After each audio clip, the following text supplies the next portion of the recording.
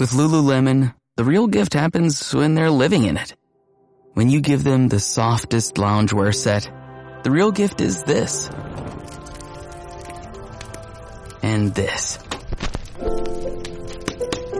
And this. This holiday, Lululemon makes it easy to give a gift that goes beyond. Open the moment. Shop now at Lululemon.com. Ryan Reynolds here from Mint Mobile.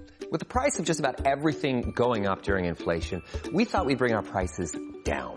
So to help us, we brought in a reverse auctioneer, which is apparently a thing. Mint Mobile Unlimited Premium Wireless. How to get 30, 30, how to get 30, how to get 20, 20, 20, how to get 20, 20, how to get 15, 15, 15, 15, just $15 a month? Sold! Give it a try at mintmobile.com/switch. $45 upfront payment equivalent to $15 per month. New customers on first 3-month plan only. Taxes and fees extra. Speed slower above 40 gigabytes. See detail. This is Sid and Friends in the morning. But you say he's just a friend. Oh, you're my best friend. 77 WABC. Oi! I think we should all take a moment to think about what it's like to be a turkey. Gobble, gobble, gobble. Gobble, gobble, gobble. Hi, I'm just a little turkey. Just cut the damn bird, boy. Do we? Can we just enjoy our Thanksgiving dinner? You think you're so great, sitting there all drugged up on your trampoline. You're the black sheep of this family. You call yourself a cox. Until you get right with Jesus, you'll never be nothing but a big black cox.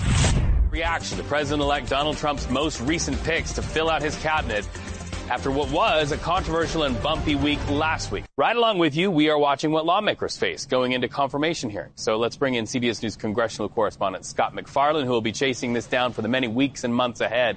Are we already seeing any signs of pushback from any lawmaker there on Capitol Hill to these most recent round of picks, Scott? Trump went beast mode Friday night with all these announcements in quick succession to close out the week. It's easy to lose track of any one or two, but I could tell you over the weekend, speaking with sources and simply watching the Sunday programs and cable news, you can get a sense as to where Democrats are training their attention. It's on two designees at this point. With Matt Gaetz gone, Democrats are now focused on Pete Hegseth, the designee to be the defense secretary, and Tulsi Gabbard, Trump's choice for the director of national intelligence. And we heard this on Sunday, especially with Ms. Gabbard, her former colleagues in Congress, her former Democratic colleagues, saying she too frequently echoes the talking points of Vladimir Putin to be trusted implicitly with the nation's top secrets. That's going to come up at confirmation hearings. You can hear the drumbeat starting, and there were Republicans, including Oklahoma Senator Markwayne Mullin, pushing back on that allegation, saying she's highly qualified. There's a fight at a confirmation hearing. And with Pete Hegseth, you saw a dual-track set of criticisms over the past 48 hours.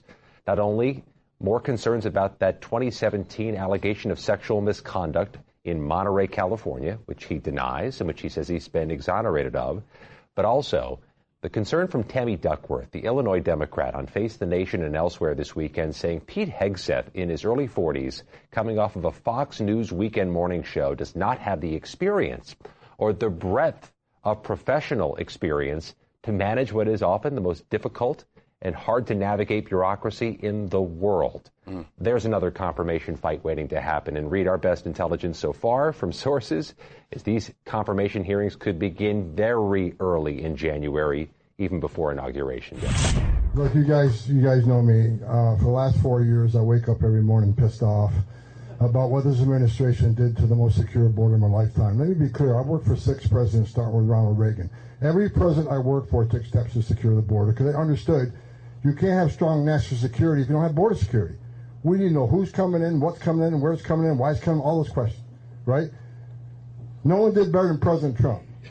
President Trump's one badass president to secure this border at a level we've never seen before. Illegal immigration was down to a 45-year low. Illegal immigration was down between 83 and 90%.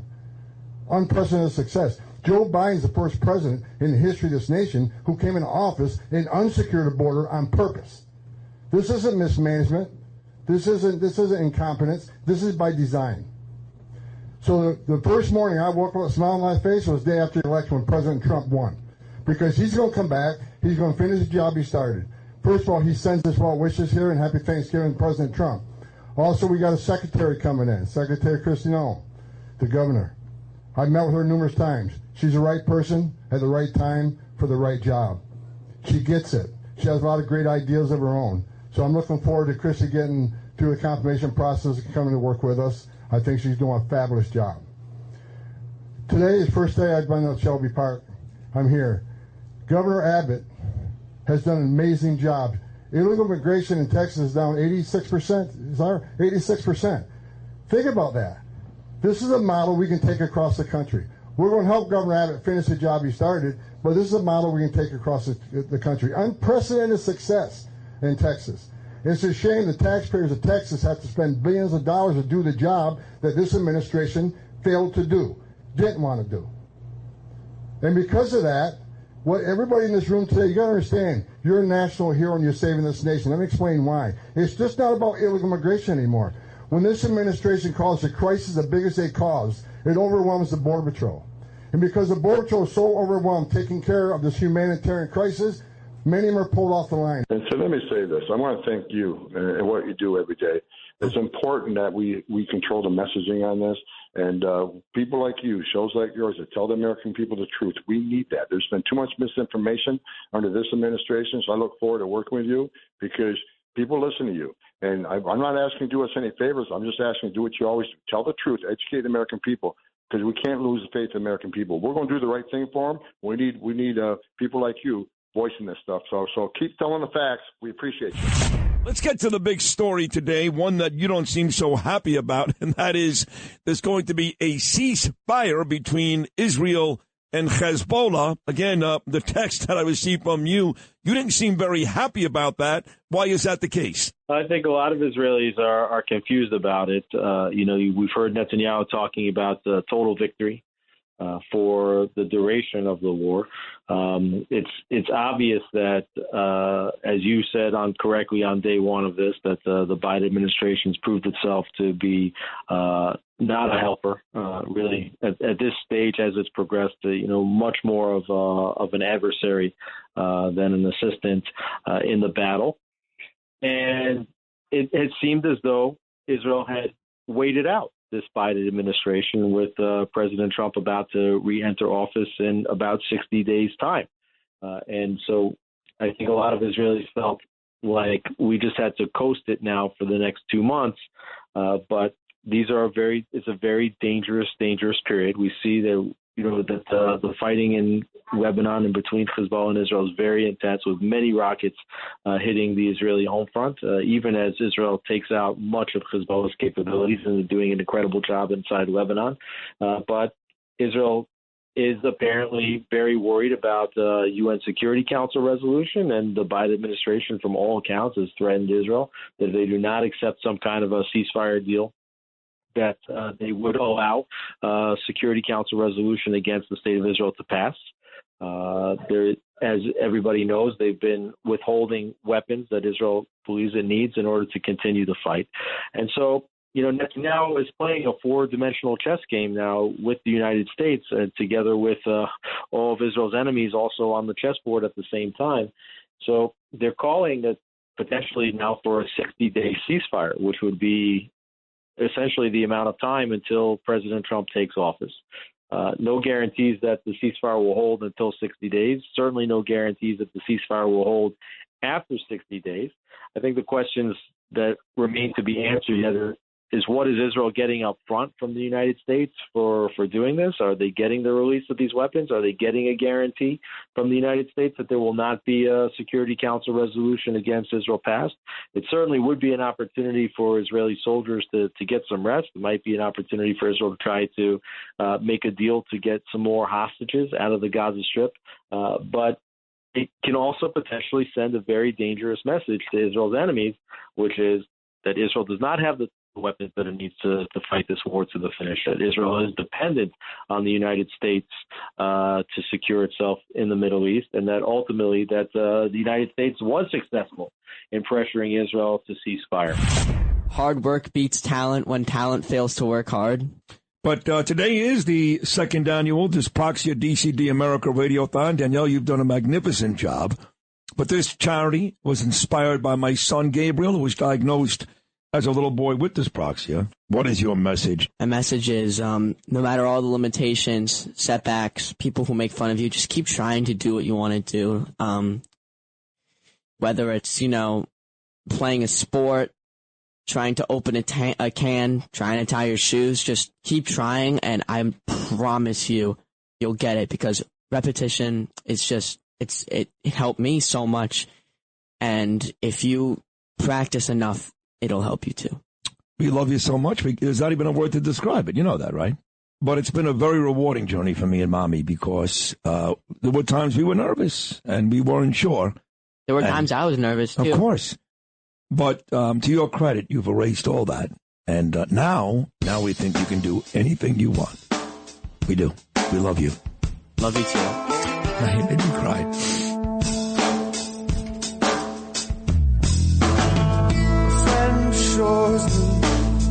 It's all or nothing. I am not worried. I am not overly concerned. My friend implored me for one time only. Make an exception. I am not worried. Wrap her up in a package of lies. Send her off to a coconut island. I am not worried. I am not overly concerned with the status of my emotions. Oh, she says you're changing, but we're always changing. It does not bother me to say this isn't love, 'cause if you don't want to talk about it, then it isn't love. And I guess I'm gonna have to live with that, but I'm sure there's something in a shade of gray or something in between. And I can always change my name if that's what you mean. From the classic album, August and Everything After, this is the great Adam Duritz and Counting Crows. Anna Begins. This album, the whole album, Lou, you got Round Here, you got Mr. Jones, you got Rain King, Murder of One, Raining in Baltimore. Great album, but this specific song, Anna Begins, is one of my son Gabriel's favorites. So with Gaby sitting about 2 feet away from me, Gabe, this one goes out to you. She can't stop shaking, and I can't stop touching her. And this time, when kindness falls like rain, it washes her away. And Anna begins to change her mind. Seconds when I'm shaking, leave me shuddering for days. I'm not ready for this sort of thing, but I'm not going. Still one of the most disappointing live concerts I've ever seen. Counting Crows with Danielle years ago up at Bethel Woods. Adam Duritz did a lot of talking, kind of like he was reading poems at some bar in the village. I'm like, just sing, douchebag. But you act surprised, like you don't know what he was about. No, I had no idea he was like that. Did he hug the microphone and wrap himself around it? He did some of that. So, yeah. of course, because he... Plus, he's like fat now, and Oh, he's gross. He's gross. When you're young and you're Jewish and you got dreadlocks, and I guess you're banging the whole cast of Friends, maybe you can get away with it. But at this point, he just looks... Right. Stupid. It's like trying to improve the Knicks when they were terrible when the place is selling out already. Why exactly would you fix right. yourself? Yeah, like the Giants. What do you mean? Like the Giants right now. Hey, what do we have to do? You're all here. Yeah. You got 3 football games coming up tomorrow on Thanksgiving. The football Giants, that's the middle game.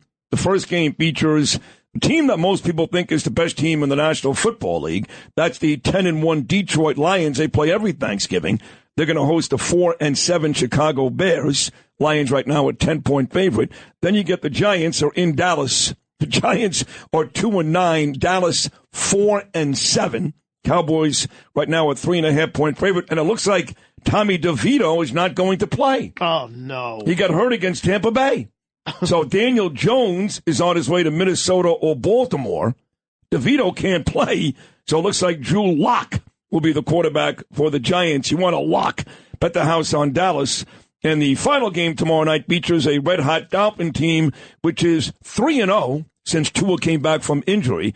They're at 5-6 on the season, taking on the great Green Bay Packers blew out the Niners on Sunday to improve to 8-3. That NFC North got a 10-win Detroit team, a 9-win Minnesota team, and an 8-win Green Bay team, all inside the same division. Don't forget, too, there's a game on Friday, NFL.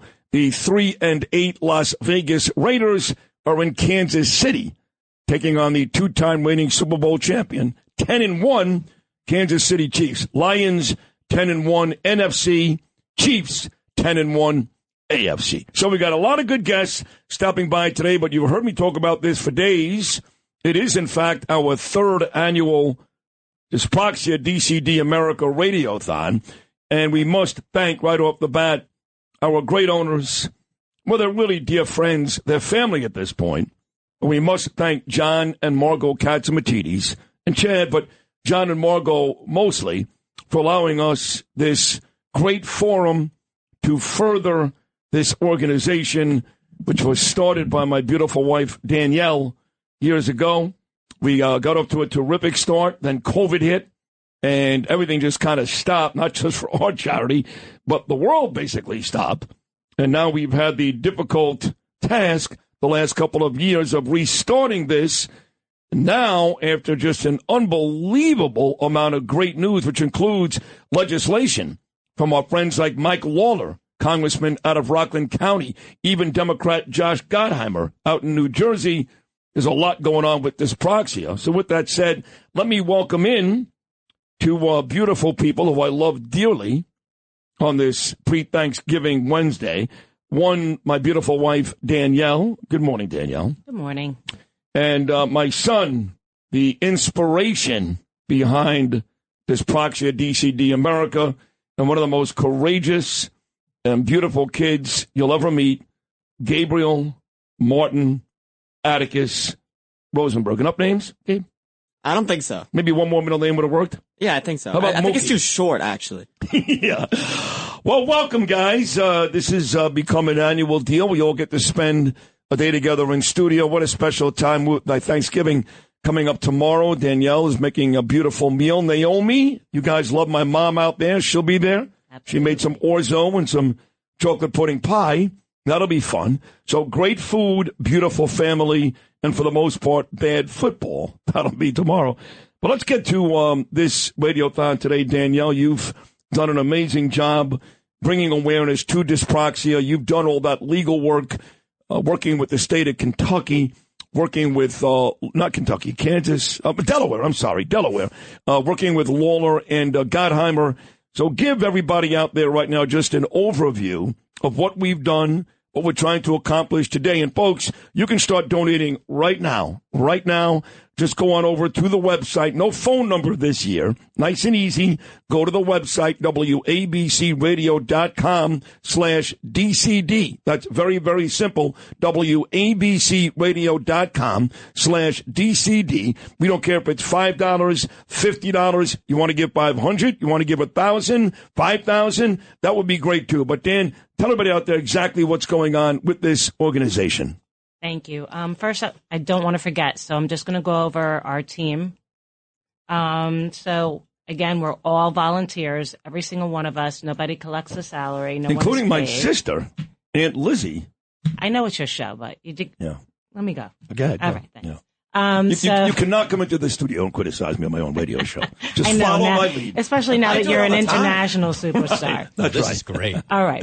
It's going to be really good. I just want to mention, again, our volunteers and our members. Lisa Holmes, she's a secretary-treasurer. She's a volunteer and director of education and advocacy. And yes, Elizabeth Schuster, your sister, my sister-in-law, she's come on. As a board member, she's amazing. She is acting vice president as well. We have now this year Dr. Priscila Tamplain, who is a vice chair and the volunteer of research. She's also coming up next. She'll be our first guest this morning, coming up in about 7 minutes. Okay. And we still have Elizabeth McKinney, who is a volunteer and director of recruitment. And we have Mary Pritchard, who does a lot of heavy lifting. She's our volunteer director of medical outreach. We have Georgia Mejia, who spoke last year, I believe. And she is our volunteer, of director of social media and content development. So anyway, we did a lot of great stuff this year. So far, I'm just going to speak because 2 minutes. So this summer, the state of Delaware passed legislation to recognize Dyspraxia DCD awareness that takes place October 9th through 16th. So it's a whole week. And that was efforted through Lisa Ashley, who has a son named Stefan. And she had a connection with then Senator Sarah McBride, who is now a congresswoman. So that was really, really important. That legislation got passed. We met the governor. As you know, I drove to Delaware during our anniversary and helped facilitate that. Well, it was really exciting. And Congress has passed, or rather presented a bill for a National Dyspraxia DCD Awareness Week to take place October 9th through 16th.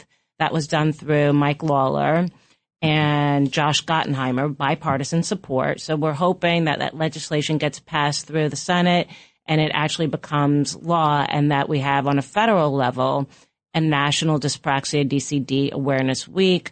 We're going to be working on that probably this summer to try and get that done. Congress has also presented a bill for the Government Office of Accountability to conduct research for 1 year about what type of what coverage for Dyspraxia DCD is there out there with regard to Medicare and Medicaid, so healthcare coverage, which is really important because right now dyspraxia is not recognized as a disability in the U.S., so every type of support that one needs, it has to be out of pocket unless you have an overlapping diagnosis under autism spectrum disorder. That's a lot. Yeah, that is an awful lot. That's a great job out of you. Gabriel, this is all inspired by you. And I've told the story many, many times. When you were diagnosed at Miami Children's Hospital as a little boy, the doctor who did a great job diagnosing you, and we will forever be grateful, me and Mommy, kind of stated you'd have difficulty doing a couple of things. I'm putting it nicely, trust me. One of those things was basketball. And you come off your second consecutive summer league performance in our neighborhood at St. Francis. I know that you played with the JV basketball team at your high school yesterday, only because you're a sophomore. You're not going to be playing varsity basketball this year. So basically you bucked all the odds, and what the doctor said you've made untrue. How do you feel about all that? Well, I feel great, obviously. I never really thought that I would be a very athletic person when I was younger, but after a lot of work, time, and dedication, I've become that. It takes a lot of time, more than people without dyspraxia. But it just feels great, and I hope that people who are listening who don't know if they have it or not might, go and try and get diagnosed. I say this to Mommy all the time. I'm about 99% sure I've got it. Oh, no, you definitely have it. It's not even a question. Okay, I've got it. Now, why do you say that? Because you see me having difficulty doing things. Everything. Yeah, pretty much everything. That's right. It's definitely not from her, I'll tell you that. She can do everything, and then you ask her to do everything, so it's definitely from you. Yeah, Mom. She does do everything. She if something is wrong in the house, she ain't going to come to me now, is she? Nope. No. Neither am I. No, neither are you. All right, so we're going to talk to Priscila Tamplain today. We're going to talk to a lovely lady whose daughter Lydia also has dyspraxia, 18 years old, and on her way to college, Kristen Terdik.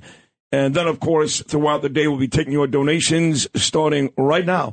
Folks, go to WABCRadio.com/DCD. That's WABCRadio.com/DCD. Again, any donation throughout this morning will be appreciated. And quickly, in the last 60 seconds, before we take our first break, Danielle, the money that will come in today, whether it's Bill O'Reilly or Bill Schwartz listening in Brooklyn right now, that money basically goes to what? Okay, so this year we're trying to aim, we have a few goals. So one of the things, and I know I'm under time constraints, is education advocates for individual education programs, otherwise known as IEPs.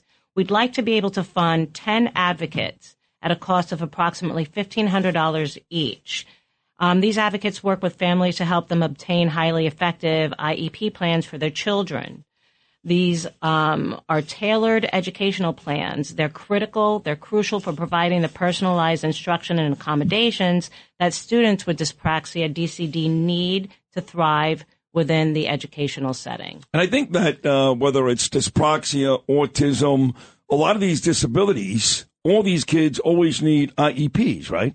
They definitely do, but they're not always provided. Right, and with right. dyspraxia, there's a particular difficulty because it's not recognized. It's not as well known. It's not as well recognized, and it's called a hidden disability, or often referred to it. So you have teachers who look at a child and then they just determine that it's a behavioral problem. Which is That's incorrect. what they did with me. Yeah. Exactly what they did with me. Right, because you look at Gabe and he just looks like the perfect, and he is a perfect kid. I shouldn't say that. He is a perfect kid, but you wouldn't know he's got any issues.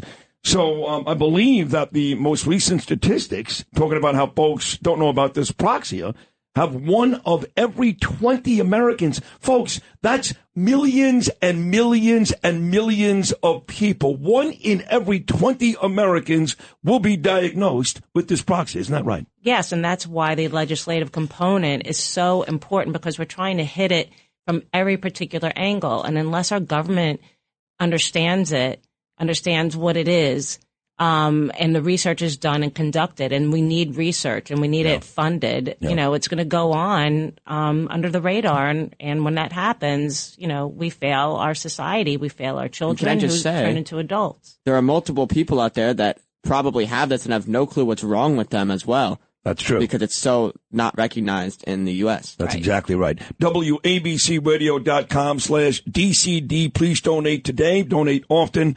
WABCRadio.com/DCD. Noam, on the news front, we played a whole bunch of stuff in that open, talking about the difficulty getting people like Pete Hegseth and Tulsi Gabbard across the Senate confirmation hearings.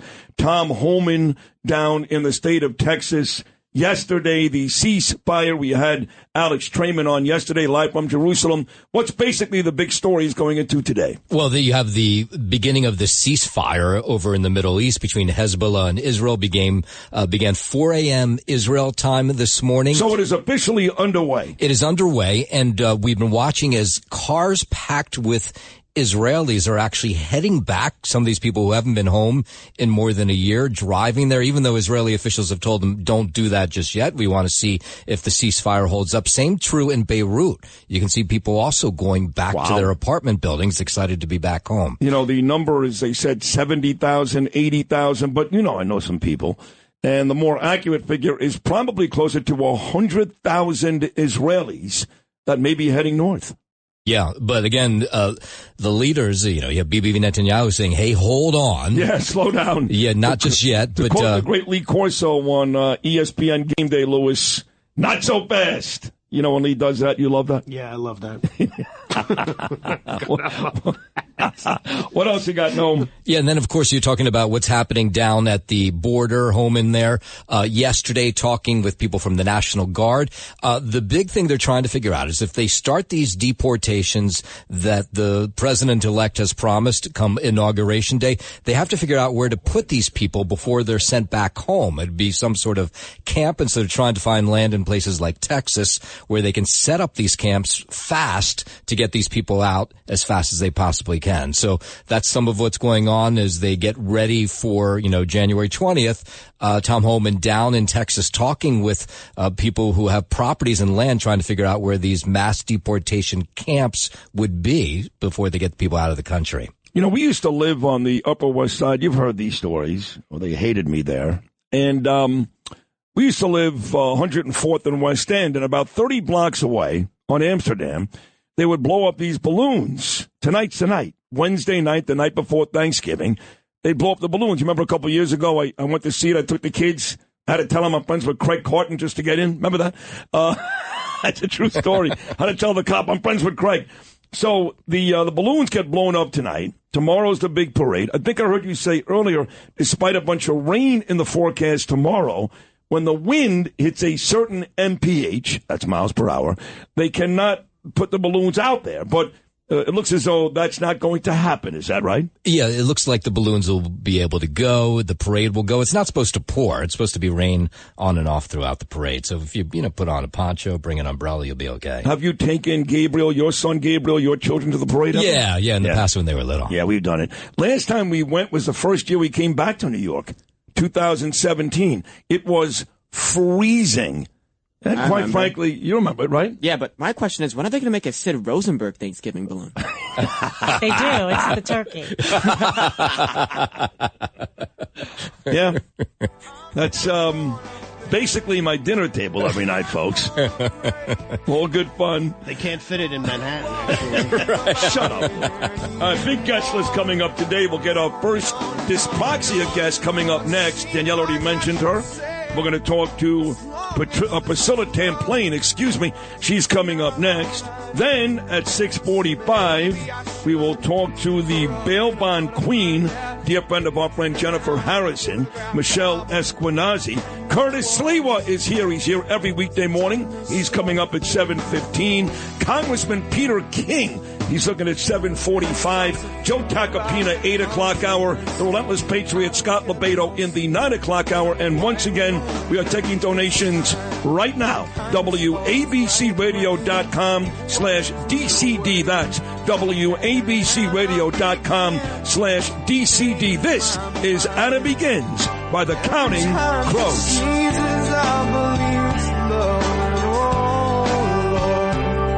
I'm not ready for this sort of thing. She's talking in her sleep. It's keeping me awake. And then I'll begin to toss and turn. And every word is nonsense, but I understand. And oh, I'm not ready for this sort of thing. Her kindness bands are gone. It's moving me along. And Hannah begins to fade away. It's chasing me away. She disappears and all. Sid and Friends in the morning. 77 WABC.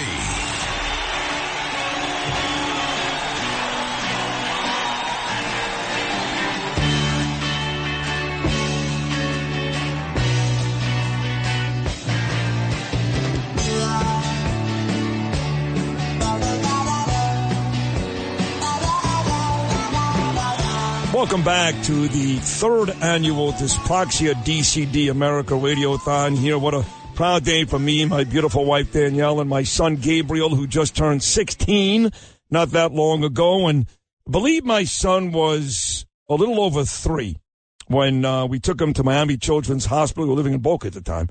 And he was diagnosed with dyspraxia. And he has gone on to do things that the doctor said he would never do. The doctor said to me, he actually said to me, here's the good news. I know what Gabe has. He'll walk. He'll be fine. He wasn't walking at the time. He said, but he'll never lead the league in scoring. He'll never hit 300. Now he plays on his high school basketball team, and he just played the whole summer at the St. Francis Summer Classic basketball program. He has defied all the odds, my son. But maybe not. Maybe there are more dyspraxics around the world that can do the same thing. Dr. Priscila Tamplain joins me every year on this radiothon. She was with me last year. She's back. Dr. Priscila, how are you?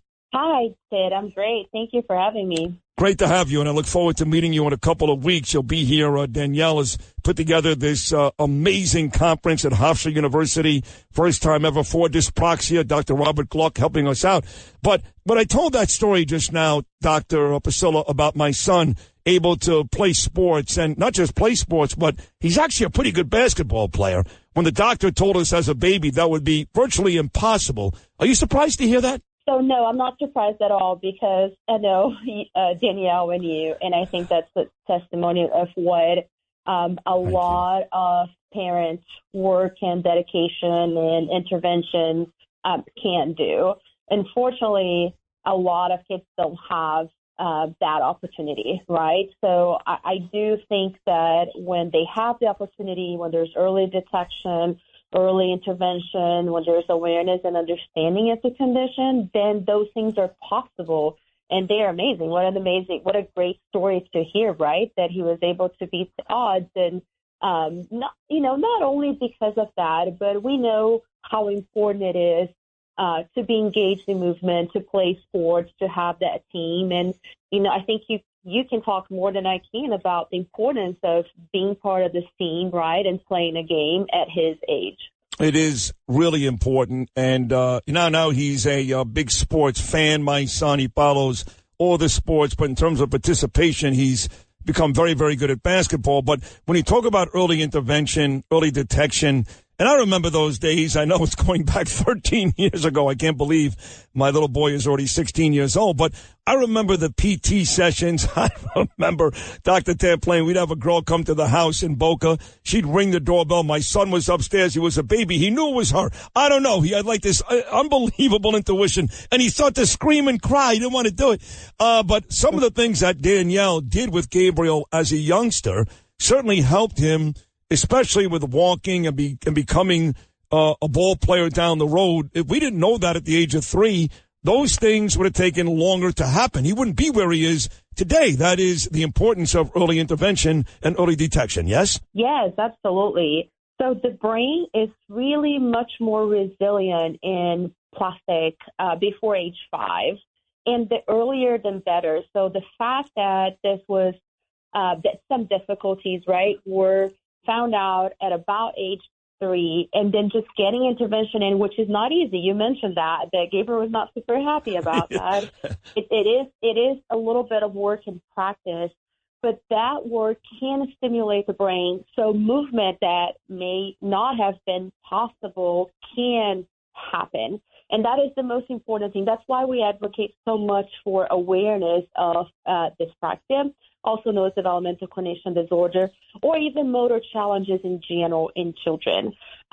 Most medical professionals tend to maybe look at this as, oh, it's just a delay. They'll catch up. It's fine. It's, and we, on the research side, we tend to look at it a little bit differently, because if we miss that window, we're never going to get it back. We can have improvements later on, but definitely not at the same rate, maybe not to the highest potential.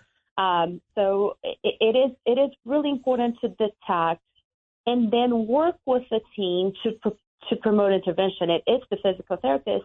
And then what you mentioned makes a lot of sense to me, that the parents are also at home really focusing on this and making this a priority for the family, right? Promoting movement, stimulating the child, not going to them all the time, letting them come to you, letting them crawl, walk, and making the effort.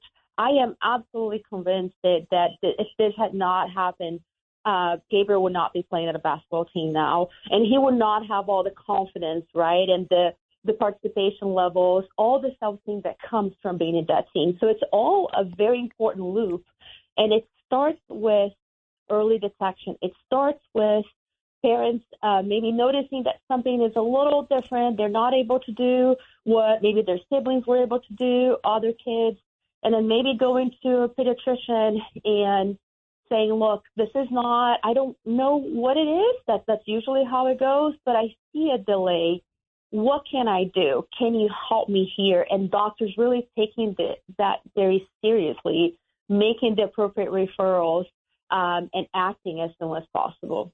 This is Dr. Priscila Tamplain. You're great, by the way. You're not good. You're great.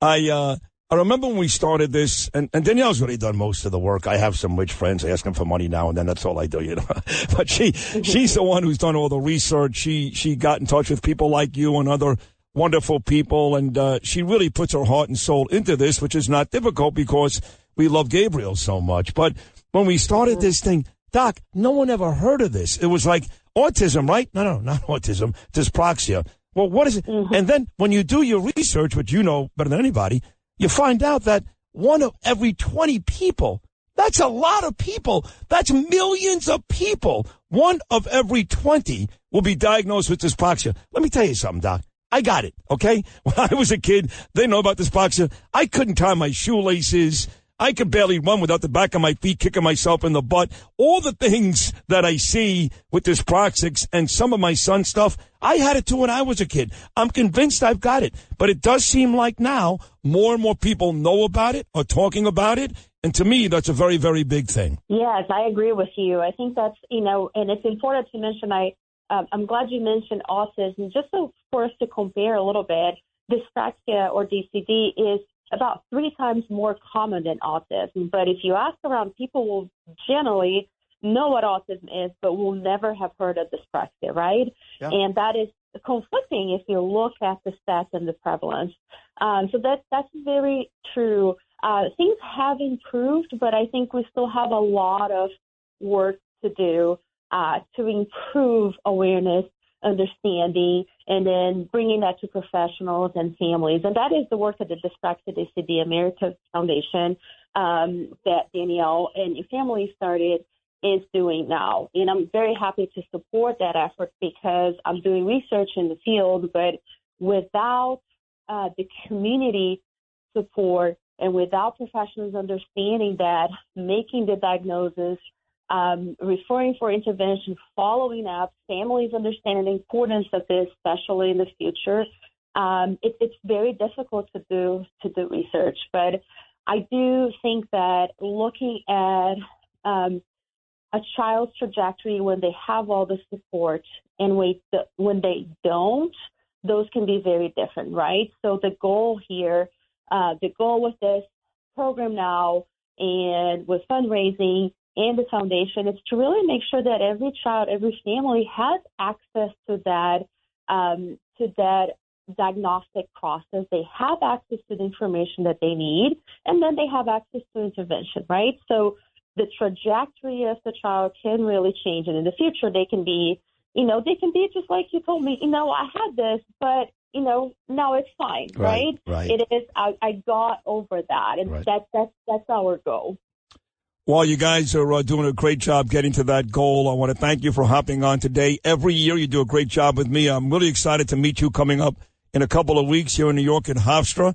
Thank you for all the hard work you do with Dyspraxia, and thank you so much for helping out me, Danielle, Ava, and Gabriel. We love you, Doc. Thank you so much. Thank you all. We'll see you soon. Dr. Priscila Tamplain right there, and we will take a short break. More of the 2024 Radiothon for Dyspraxia DCD America right here on Sid and Friends in the morning.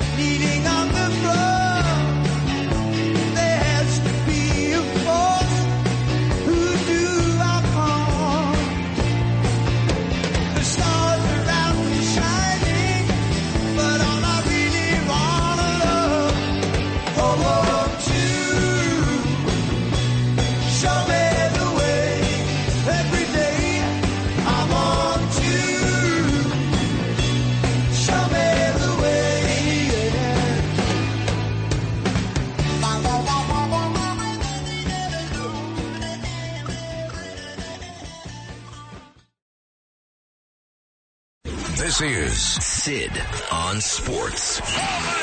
Sponsored by Fearless Boilers on 77 WABC. Justin Ellick here with your bottom of the hour sports update, sponsored by Pete Morgan and Peerless Boilers. Go to peerlessboilers.com, paviliontankless.com. Find a dealer near you. They are the world's best built boilers. Start here with some news out of Giants camp. Quarterback Tommy DeVito is not 100% to play on Thanksgiving tomorrow against the Dallas Cowboys because of a forearm injury, according to Coach Brian Dable. Dable is hopeful that DeVito will be ready to make his second start. Get rid of him, too. Who, DeVito? He's another coach. Oh, Dable? Yeah. Stupid. Yeah, I mean, 2020 Coach of the Year, was he? No, 2020 was a long time ago, my friend. 4 years, right. Yeah. 2022, I think. There you go. Yes. Yeah. So, I don't know. I mean, is that enough to keep him around for another year? No. Okay, so then he's gone. They've been so pathetic the last 2 years that what happened 3 years ago, way too distant a memory. Mm-hmm. You got to go. All right. Yeah. Who do you think they bring in? Well, I don't know. Okay. The hell do I look like? Chris Mortensen? No, I mean, you could have some speculation. Well, if I had to take a guess, I'm going to go with John Gruden. Oh, I like that pick, to be honest with you. He's probably going to the Jets. I have no idea who the Giants are bringing. I don't know. All right. Yeah. Well, we'll see. It still remains to be seen whether or not Dable will be back next year. But Sidney Rosenberg, you know what he thinks. So over to some offseason movement in the MLB. With news coming yesterday that free agent left-hander Blake Snell and the LA Dodgers have agreed to a 5-year, $182 million contract. Sources revealed to ESPN the deal, which is pending a physical, includes no opt-outs, some deferred money, and a $52 million signing bonus. Sources also included. So the defending champs, they add, I should say, a two-time Cy Young Award winner to an already really, really good starting rotation. If you can't hear the frustration in my voice, well, that's on you. Nothing doing locally in the NBA last night, but both the Knicks and the Nets will be back out there tonight, and on the ice, no local action last night either, but a triple header tonight. All three local teams back out there. Sports sponsored by Pete Morgan of Peerless Boilers. Go to peerlessboilers.com, paviliontankless.com. Find a dealer near you. They're the world's best built boilers. I'm Justin Ellick on 77 WABC. Sid and Friends in the morning. 77 WABC. We will absolutely look at it. Kathy Hochul is the most feckless, inept, incompetent governor in the country. I love this state. I've lived in this state my whole life. My family's been in this state for over 100 years. It's a beautiful state that is being ruined by disastrous leadership.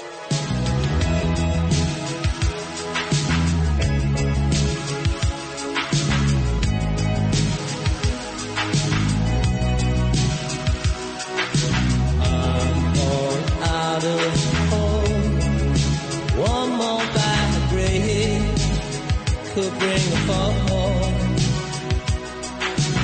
When I'm far from home, so call me on the phone to tell me your love. It's easy to deceive, it's easy to tease, but hard to get released.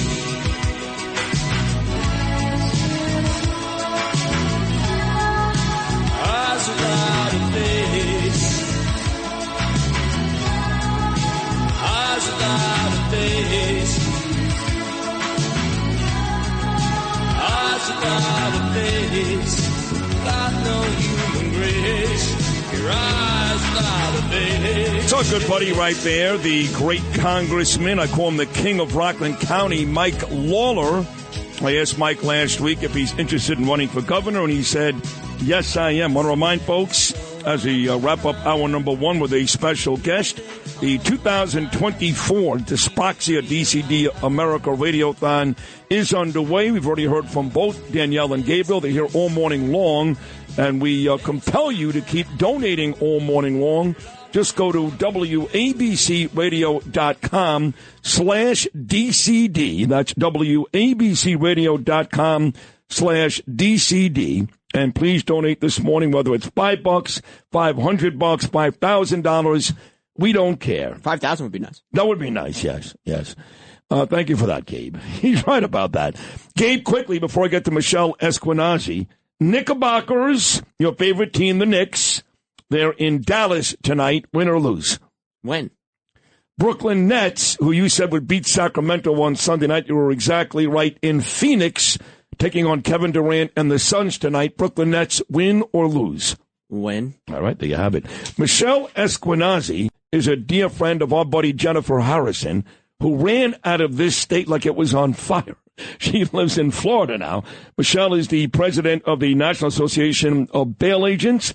She's also the president of the New York State Bail Association. She's been dubbed the Bail Bond Queen, been on the show a couple of times. Michelle, happy Thanksgiving. Welcome back. How are you? Happy Thanksgiving, Sid, and Om Yisrael Chai. Thank you for all you do for Israel. Oh, my God, I love that. That was great. I wasn't expecting that. Om Yisrael Chai. Thank you for that, and the same to you, Michelle. Thank you. I want to get to the Lawler cut I played because, when you talk about the critics of Andrew Cuomo, for example, who's talking about running for mayor and governor, there's no bigger one than Jen. You got Jen Harrison, you got Janice Dean, my friend at Fox News. You've got Tracy Alvino, my friend on Long Island. You know how they feel about Cuomo. I think you feel the same way. So he may jump into the governor race as well. Lawler's there. Richie Torres, he's talking about running for governor. He may be the best choice outside of Lawler. What are your thoughts on this upcoming governor race next year? Well, I mean, Sid, to be honest with you, I don't want to talk too much about the Dems because I don't want anybody raiding my panty drawer. But, you know. Wait, but that changes now with Donald Trump in power, no? I mean, listen, Alavai, I hope that it does change. I mean, I really do hope so. We're very pro DJT. You know, I'm very excited about it, to be honest with you. But I don't know what's going to happen with the governor's race, but, you know, I'll go with what DJT says. How about that? No, that works. I mean, I think we need a Republican in this state. I think we need a Republican mayor and a Republican governor, but that's probably asking a bit too much. A bit too much. So Jen sent me this article in the New York Post. It reads, how legal aid DAs flout the law and keep madmen like New York City stabber on the street. So we're not that far removed here in New York, literally less than 2 weeks, from this maniac, this homeless maniac, killing, not wounding, not assaulting, killing 3 people in 3 different spots, including a young lady literally 7 blocks from my studios right here. And these crazy people continue to roam the streets. When the mayor says, how does this happen? He sounds like a moron. We know why this happens, because crazy people roam the streets and we do nothing about it. The Post takes legal aid and their DAs to task. What are your thoughts? I mean, to be honest with you, this is Cuomo's baby, right? Bail reform was incredibly Soros funded, and, you know, he wanted to push it through, and he did, right? And now we're all reaping, the benefits of his insanity, right? So here we are, frightened to go to New York City, and not, like you said, people are being absolutely murdered, but they have a tool in their toolbox, Sid, that they're not using at the arraignment level, and that's the 730-30 examination. If judges and DAs and legal aid, which is a heavily funded organization, very advocate, social warrior entity, if they're not noticing that these people are half-cocked at the arraignment, then who's going to notice? They're supposed to put them forth and say, Judge, this person is not well in the mind. They need to have a psych exam. But the reason they're not doing that, Sid, is because it's too expensive. So like I said in my article, how much is a New Yorker's life worth? I don't even get it anymore. What are they doing? You actually wrote that piece. That's right, in the New York Post. Again, this is the bail bond queen, Michelle Esquenazi. So I understand what legal aid is. I happen to love somebody who worked there and loved that job for many years. But I also understand they are social warriors. They're to the left of Bernie Sanders. And they look for any reason to make an excuse for anybody. I'm on the other side, okay? I make no excuses. I don't care if you're crazy, if you're sane. You hurt somebody, you're garbage. Bottom line. I don't care what they do to you. So is there any way to fix that in a blue city, blue state like this? Yeah, I mean, what it would require is the governor and, the legislature taking the money that they waste and putting it towards psych hospitals, and instead of just releasing, and the district attorney lowering the charges at the arraignment level down to a misdemeanor so the judges have to ROR them, put them in mental hospitals. These people need antipsychotics. Just like I said in my article, diabetics need to go to the hospital if they have a seizure. It's the same thing with mental illness. Mental illness needs medication, and what they're doing is just promoting genocide by letting them out time and time again. And we as New Yorkers are getting murdered. It's just the crime victim pool just keeps increasing, and policymakers up in Albany just don't seem to get it. Yeah, as tough as I am on Mayor Eric Adams, and he deserves all the hell I give him, he really has tried over the last couple of years to come up with some plan. I mean, it's completely... it's not realistic, obviously, and even Jumaane Williams has called him out for that, but at least he's come up with a plan. He's trying to do something. It doesn't seem like anybody else, those Albany legislators, whether it's Carl Hasty, Andrea Stewart-Cousins, like anybody else in this city cares. And correct me if I'm wrong, but the aforementioned Andrew Cuomo, he's the guy that shut down all the mental facilities. Yes, he did. And the blood of all of the people that we're talking about is on his hands. But, the thing about Cuomo is he really doesn't care. The only thing he cares about is getting back in the game. That's his main goal, is getting back in the game. So I hope that everybody in New York that's listening understands that Cuomo really can't get back in office, because the reason that we're here is because of him.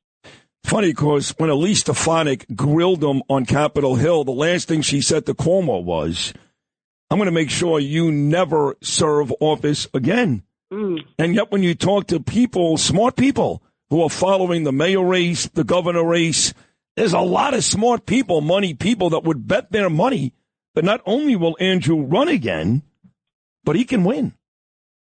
Because he's branded. You know what I'm saying? It's just like the kids' cereal that our kids like. He's a branded name. It doesn't mean it's good for them. It's the same type of thing. Andrew Cuomo was the one that served New York State bail reform. When we were up in Albany, listen, I've been in bail for 30 years. I've been running New York City in an accountable way. Before this happened, we begged him, we begged policymakers, don't do this in one broad stroke. Do this piece by piece by piece. You are going to have mayhem on your hands. Criminal recidivists knew about this before the stroke of midnight. They knew that they could sell drugs on school property, and they would not listen. But the Soros money, it usually wins, and it did in New York State. And now look. No, it's a mess. And your article, your column, your editorial in the New York Post is important. Very well written, by the way, Michelle. It's a great job. And a great job with me here this morning as well.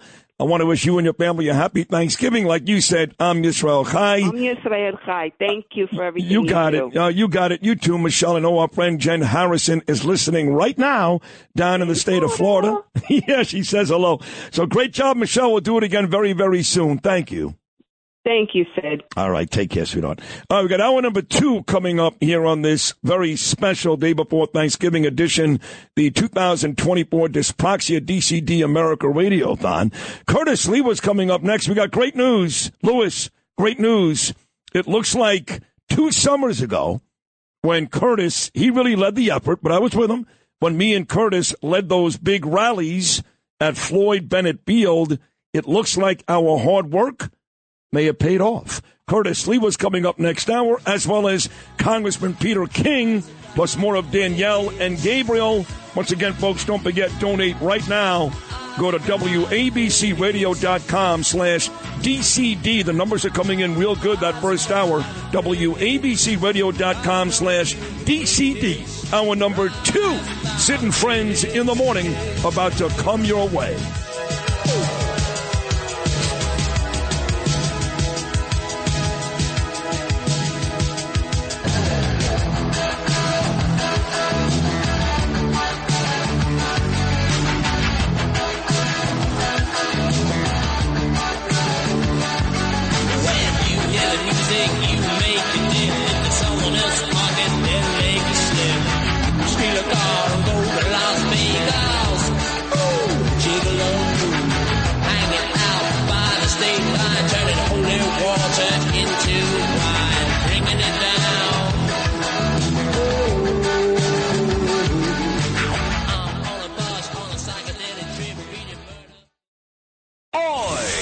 This is Sid and Friends in the morning.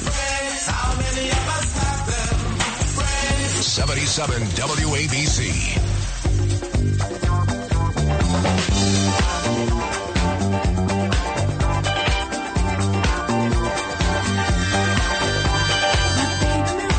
So, being that today is Friday, I know it's Wednesday, but it's Friday for us because we're off the next 4 days. When Curtis is on the show, we do Disco Fridays. So this Wednesday before Thanksgiving is a Disco Friday. Curtis, this one goes out to you.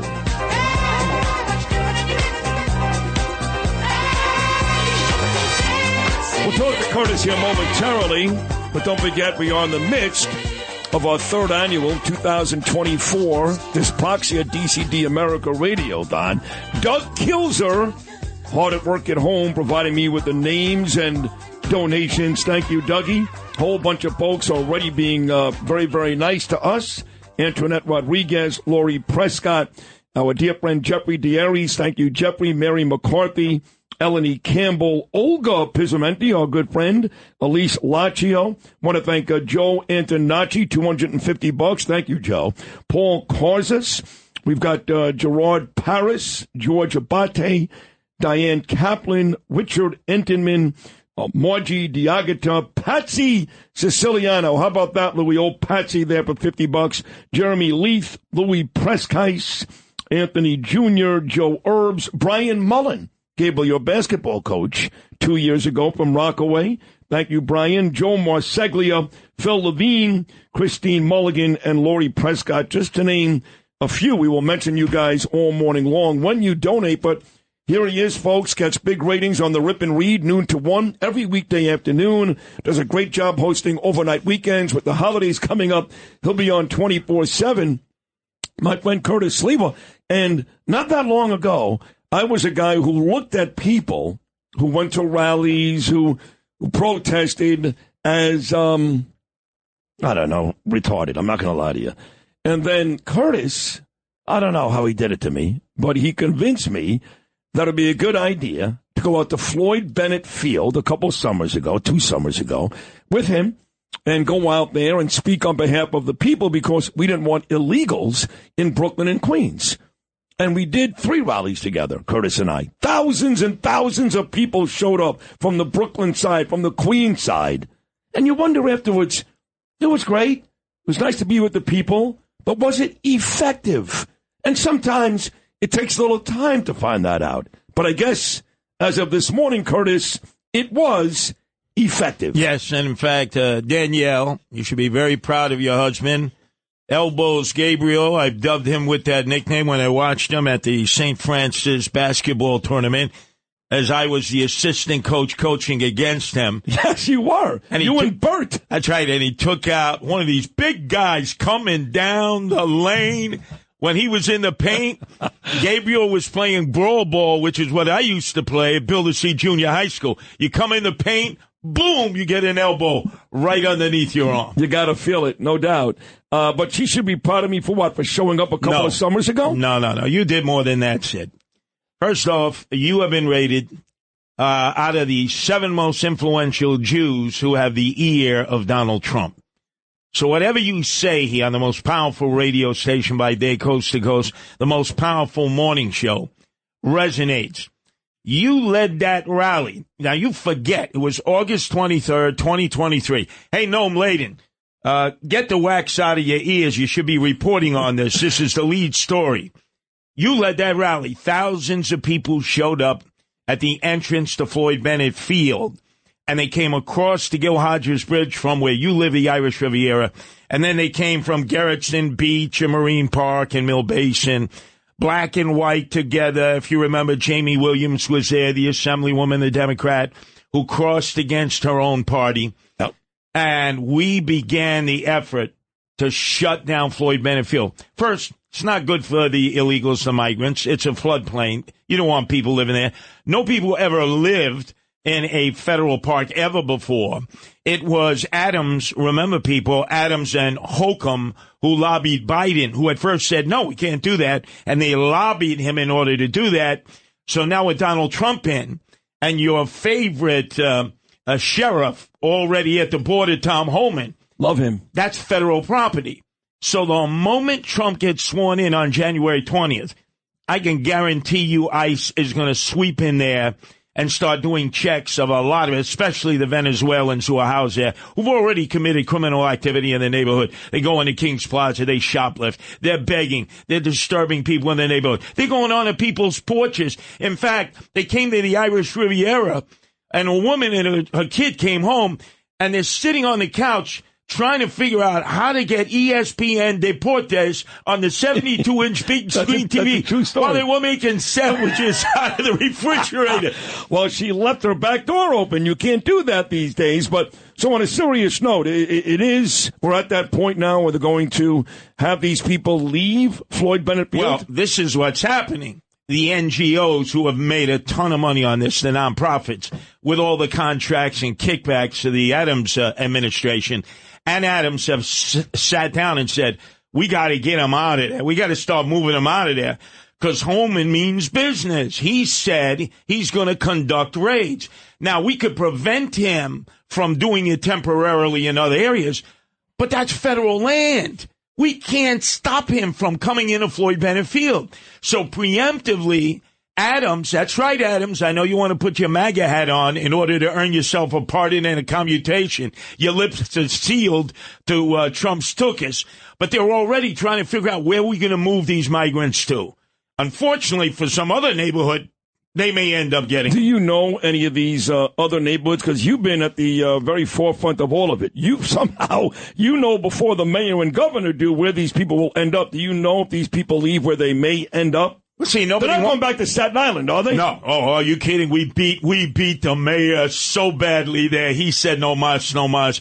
He didn't try. As you know, the rebels, led by Scott LoBaido, who will be joining you, John Tobacco, politicians did a great job, and also the lawyers came together. That's how you prevent these things from happening. The great Lou Gelormino. Yes. I will keep everyone updated because this has all come about in the last 72 hours. Somebody down at City Hall realized this guy Holman means business, and we can't keep him off even temporarily of the land that they run, the federal land, Floyd Bennett Field. He does mean business. He was with Governor Abbott in Texas yesterday. Yes, that's the same Governor Abbott that Mayor Adams called a racist not that long ago. Holman is going to send these people home. And, folks, I know you get upset.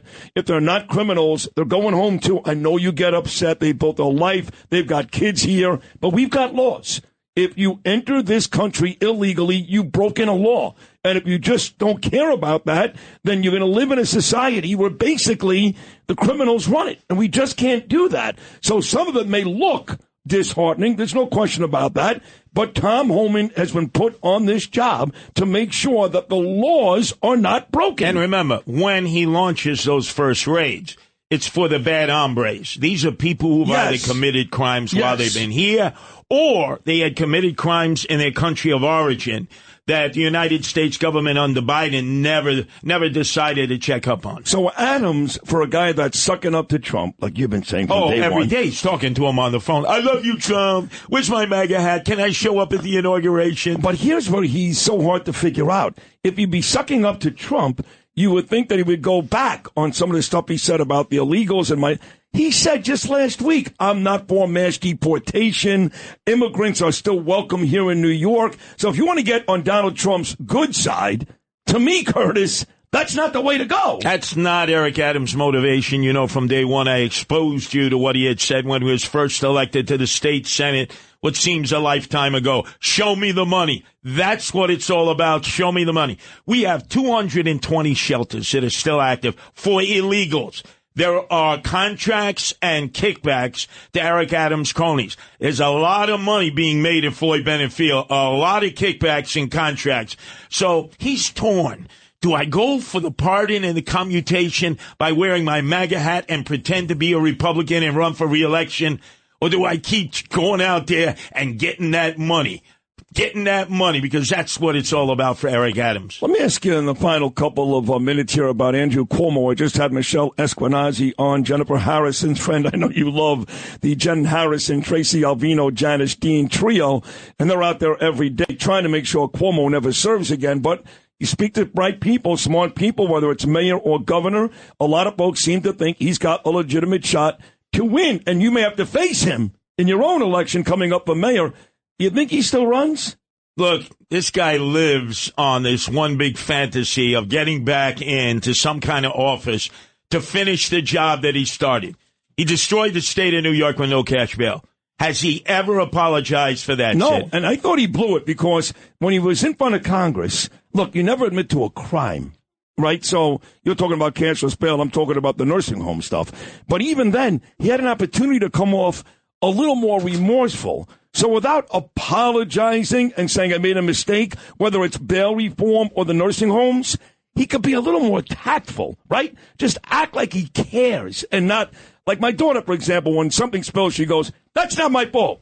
Well, nobody blamed you, but it was your fault. Exactly. You kicked it over. So why wouldn't Cuomo just say, it's not my fault, but. Now, if you notice, all these elected officials are talking about all these emotionally disturbed persons that are in the streets who are slashing people. Why are they in the streets? No cash bail. They're immediately cut loose in the streets. And Cuomo, when he came into office, I know you're listening, Andrew Evil Eyes Cuomo, as you do on our FM affiliate WLIR in your compound owned by Chris Cuomo Fredo. But you took 30,000 beds in mental health facilities, cut them down to 3,000. Where do you think those 27,000 desperately in need of mental health services ended up going? In the subways, in the streets? You know I know most of these people, Sid. I know their stories. And Andrew Evil Eyes Cuomo cannot wash his hands of this like Pontius Pilate and act like he had nothing to do with it. Apologize to the 18,000 families. You have the blood on your hands of sending their parents and loved ones to death during COVID in the nursing homes. And most importantly, stand up and grow a pair. You are the author of No Cash Bail. You pushed it through. You signed it. You promoted it. Everyone now says it's no cash bail that has caused these problems.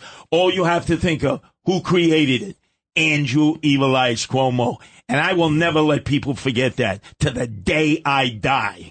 Well, congratulations to you. You once again, you're the guy that convinced me to go out to Floyd Bennett Field. You're the guy that convinced me that standing with the people is a good thing. I've done rallies in a bunch of different places since for a bunch of different causes because of you. So congratulations on the latest development at Floyd Bennett Field. Well, now we got to finish the deal. You have the year of Trump. One of the 7 most influential Jews who talked to Donald Trump. I'll have my boots on the ground to finish the job. It's time to get the illegal aliens out of Floyd Bennett Field. You did it, Sid. Lou Rufino was there. Danielle and Gabriel, you should be proud of your daddy because he led thousands of people when nobody else would stand up. Nobody else. I appreciate that. But again, you were the guy that told me to do it. And, hey, Noam, how about including that in your news stories, huh? This is significant. We were all a part of that. Oh, my God. Come on, Noam. That is the great Curtis Sliwa, folks. Noon to 1 every weekday afternoon. The Rip and Read overnight weekends. I'm sure the next 4 days during Thanksgiving, you'll get a heavy dose of Curtis, which is a good thing. And all the nice things he's saying about me, the truth is, it was him. It was him. So if Floyd Bennett Field becomes open again, you can thank Curtis Sliwa, the ultimate defender of New York. And if God is good to us, now that Trump won, the next mayor of New York City. We'll take a short break. The Radiothon continues on a Wednesday morning.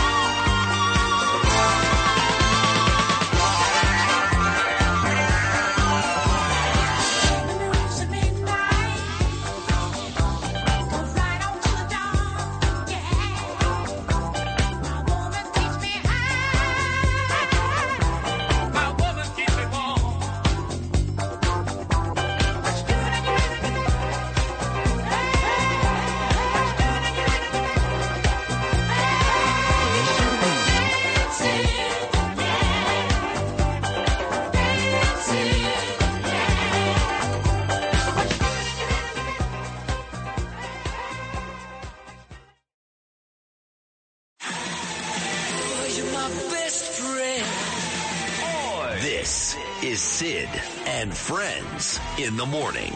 For my friends. 77 WABC. I think we should all take a moment to think about what it's like to be a turkey. Gobble, gobble, gobble. Gobble, gobble, gobble. Hi, I'm just a little turkey. Just cut the damn bird, boy. Do we? Can we just enjoy our Thanksgiving dinner? You think you're so great, sitting there all drugged up on your trampoline. You're the black sheep of this family. You call yourself a cox. Until you get right with Jesus, you'll never be nothing but a big black cox.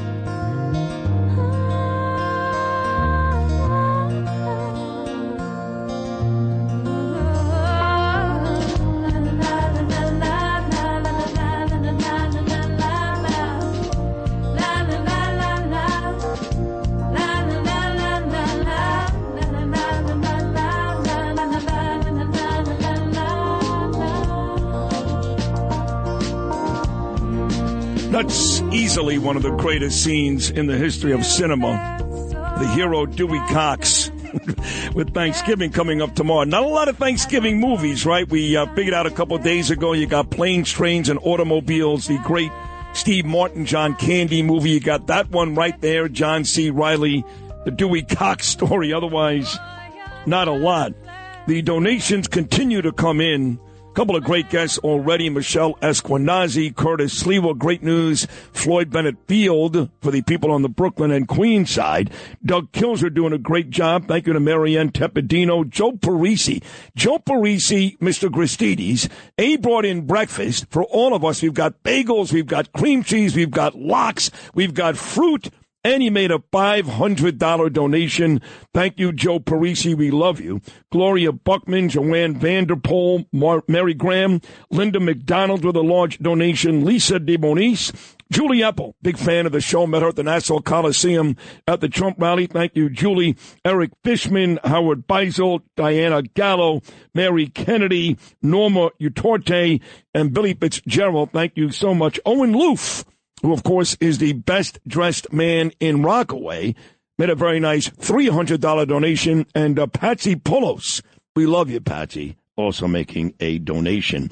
To donate, it's very simple. Just go to WABCRadio.com/DCD, WABCRadio.com/DCD. Peter King, he's coming up in a couple of minutes. Also, the Relentless Patriot, Scott LoBaido, live in studio, and our dear friend Corey Zelnik, all coming up on this program.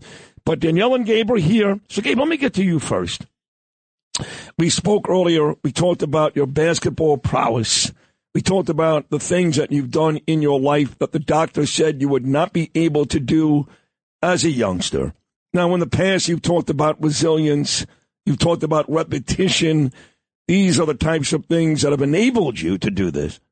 But for folks out there listening right now that are confused and can't figure out why they can't do what their friends can do, tying laces, a zipper, buttoning a button, once again, Gabe Rosenberg, what is your advice to them? Repetition. I said this last time. You just have to keep repeating the problem. You know, you have to keep trying to solve the problem. That's what I did, and it worked for me, and I think it'll work for everyone else. During our last conversation, I said, we were nervous, me and Mommy. And you jumped in, you said, so was I. How nervous were you about not being able to do some of the things that you can do?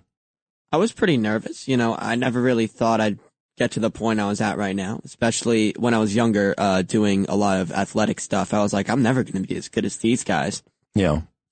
But that's obviously not true, and it's not true for anyone as long as they put in hard work and dedication. All you have to do really is just repeat trying to solve the problem that you have over and over and over again. And you'll do it. And then eventually you'll do it. Your body will, figure out how to do it. But, you and I talk a lot on the show about basketball. That's right. Your favorite sport. You're a big Knick fan. You know every player in the NBA. You're like I was when I was a kid. The apple did not fall far from the tree. But you're more than just a basketball player. I want people to understand, yes, what you've done on the basketball court is nothing less than a miracle. But it's more than that. You do other things physically that most kids with dyspraxia can't do. And your mindset, your confidence level is perfect. So I want to make sure people understand this goes above and beyond just basketball, yes? Well, of course, yeah. I mean, there's a lot of people with dyspraxia out there who cannot button a jacket. Like, I button my own jacket. There's a lot of people out there that cannot hold a utensil correctly. I can hold a utensil correctly. There's a lot of people out there who can't throw a ball. I can throw a ball. No, you must say, though, that all the things you said I can do, you couldn't do. I could not do. No, I couldn't. I had to work to get there. Not everything in life comes easy, but I'll tell you, if you try hard, you'll get used to it, and it actually will become easy to you. Like, nowadays, I can literally just throw a ball. It's not like, it's so easy. It's just like youth. It's like you throwing a ball, or like mom throwing a ball. Yeah. Mom's a good athlete. Very good athlete. Yeah, Mom's the best athlete in the family. Mommy and Ava, the girls are the best athletes. So, you and I talked for so many years about what we thought would happen with Gabe. We were worried about, him, and if he couldn't do something, he's, little kids are real bastards. They just are. They're the worst.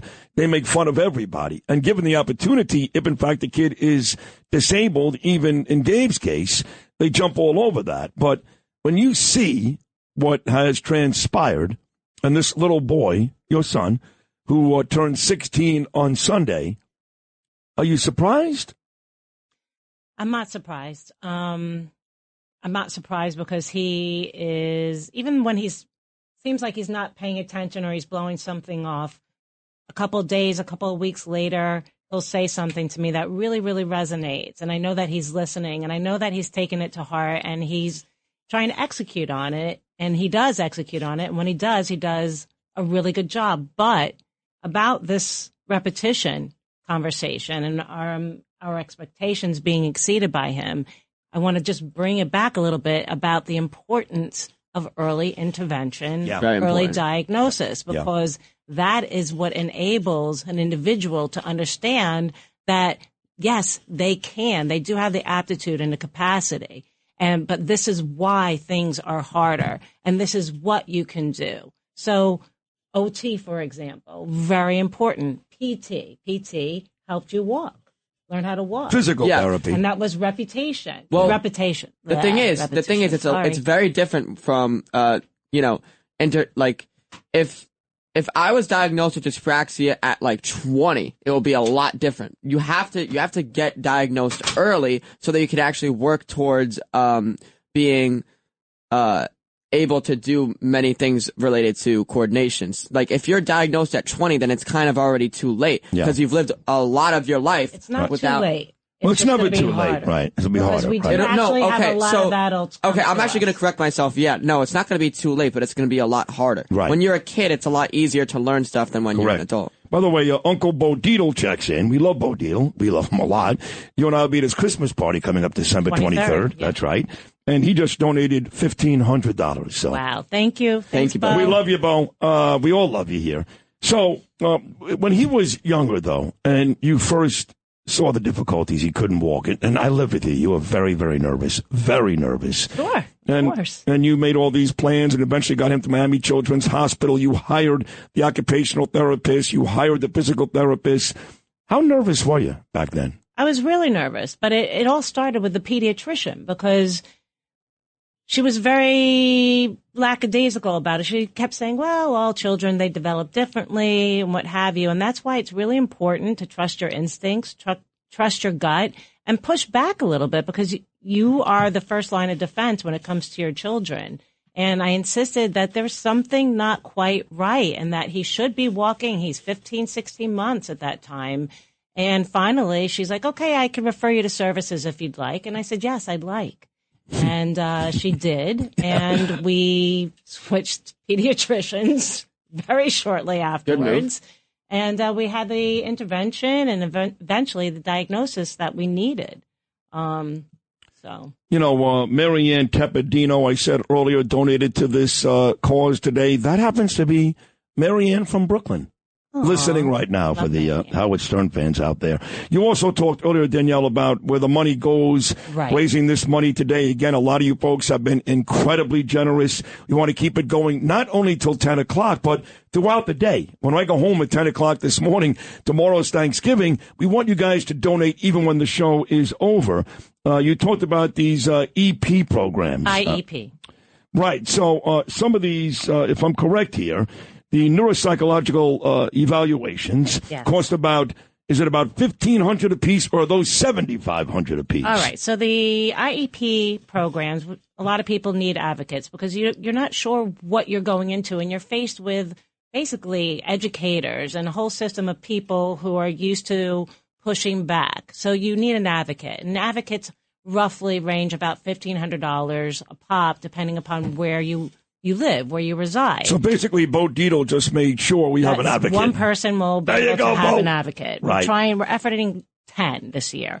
Neuropsych evaluations, those are very important because they actually will perform the evaluations on your child and even adults to determine whether or not they have dyspraxia. And once they have this diagnosis, they're able to get the assistance, potentially the accommodations, IEP programs, et cetera, that they need.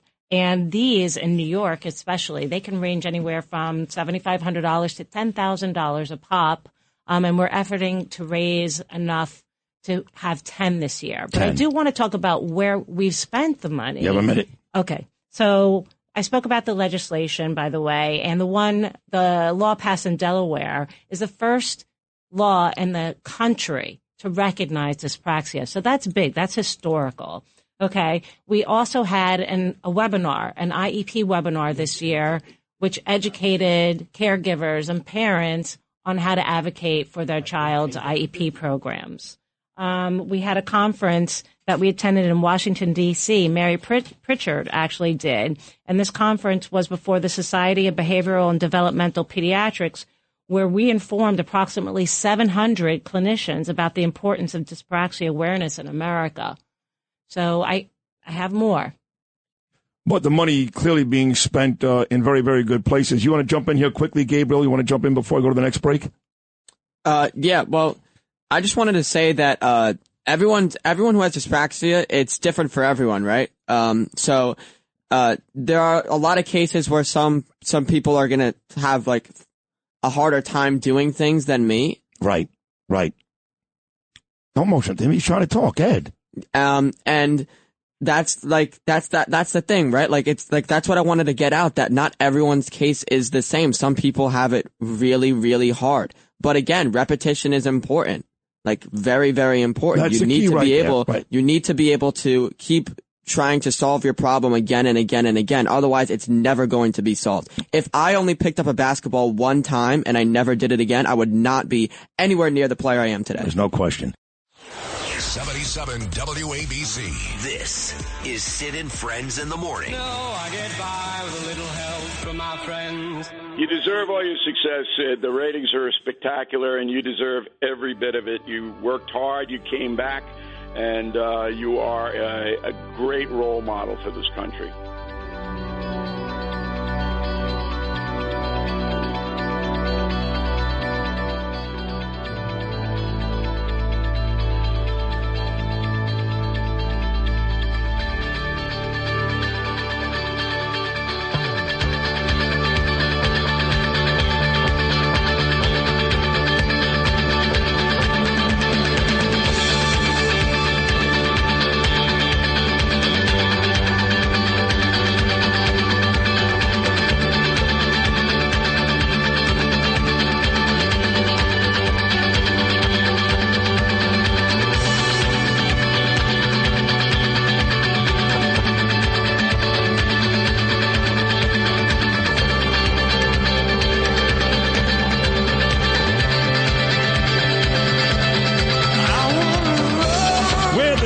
Have no name, you too. And of course, the great Bill O'Reilly said that about me yesterday. Boy, that was nice.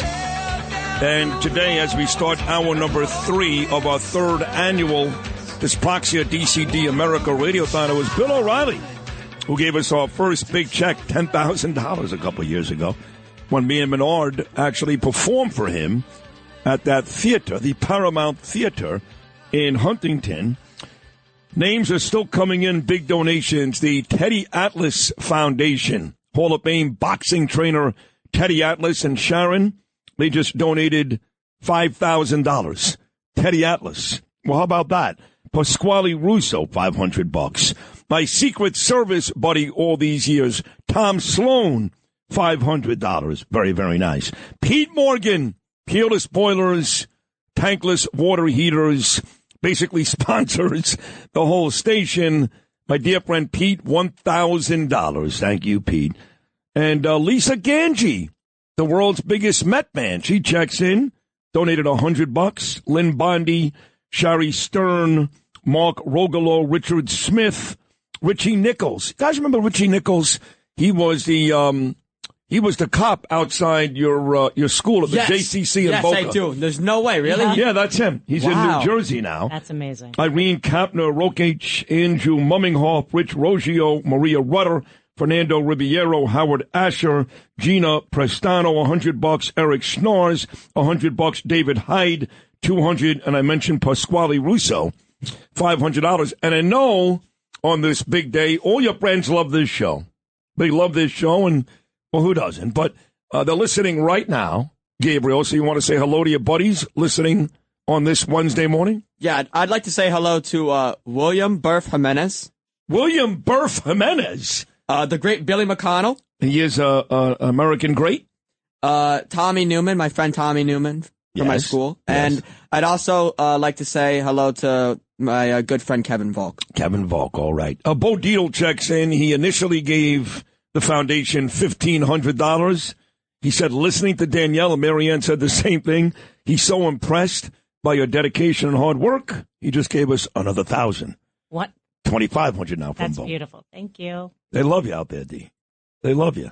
So you've told us throughout the morning where this money goes to. You've already given us 4 or 5 different answers to that. There's like 20 of them.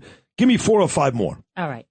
So we were guests on 2 podcasts so far this year. One was with the American Brain Coalition, and they gave us the platform to speak about dyspraxia, the importance of early intervention. And you did a great job on that. Great. Thank you. And awareness and the importance of spreading awareness and support in America. We also, which I found was very interesting, Georgia Mejia, one of our volunteers, she spoke on a podcast regarding an international architectural firm. I believe the name of the firm is HLG, or HLW. I'm sorry. And what she spoke about was the importance of building and planning spaces for persons with dyspraxia, which I found very interesting out there.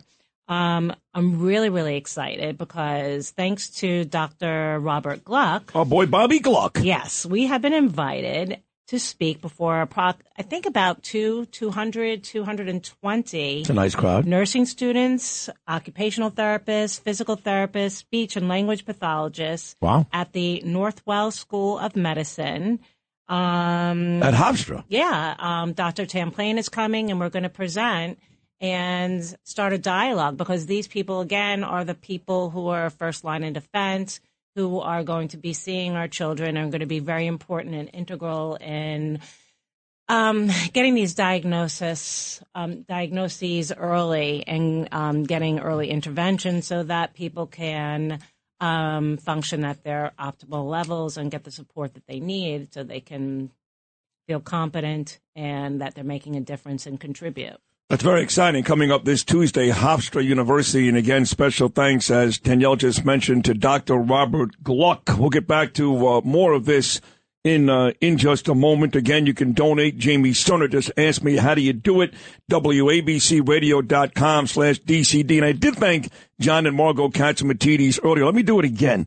You know, there's a button on the WABC Radio homepage, and this button is a place where you go to donate to all the charities that WABC is involved with. For example, John Katzimatidis, so generous, donates a lot of money to the PAL, the Police Athletic League, and other different charities. Breast cancer, certainly with the death of my dear friend Bernard, prostate cancer. And there's a button on our homepage for Dyspraxia DCD America. Been there for years. John and Margot, thank you so much. Chad Lopez, thank you so much. Dougie Kilzer, thank you so much. The station clearly behind us in these efforts. Absolutely. We couldn't do it without them. No question. Nope.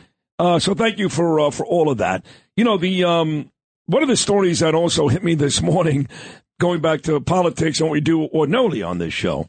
So Trump, and I'm not sure he's being serious or not. No, I want to get your opinion. And also, you two guys, Lou and Justin.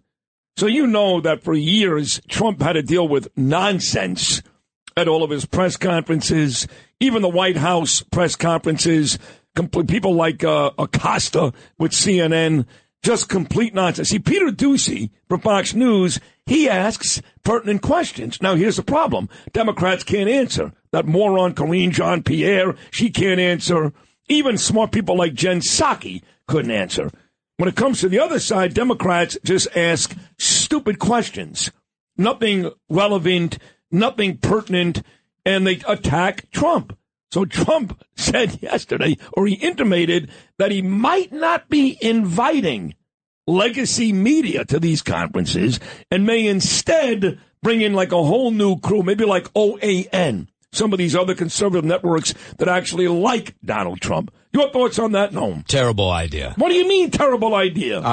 For a free and open press, and he may not like. What's free and open about these people calling my friend a Nazi? Wait a second. They're going to write about him anyway. So if he doesn't give access to them, they're just going to write worse stuff about him. And, the reason people like Donald Trump is he does battle with the press. They like to see those moments. He's tired. And if he turns off those people and he shuts them out. He's tired. You won't get those moments. He's 78 years old, okay? He's not 70 anymore. Yeah, well, I think it's, awful idea. All right, Gabe, what do you think? Do you think that Trump should allow these idiots to continue to berate him? Or do you think that he should say F you like Daddy thinks he should do? Well, first off, I think that it's important to hear everyone's opinion, even if it's wrong.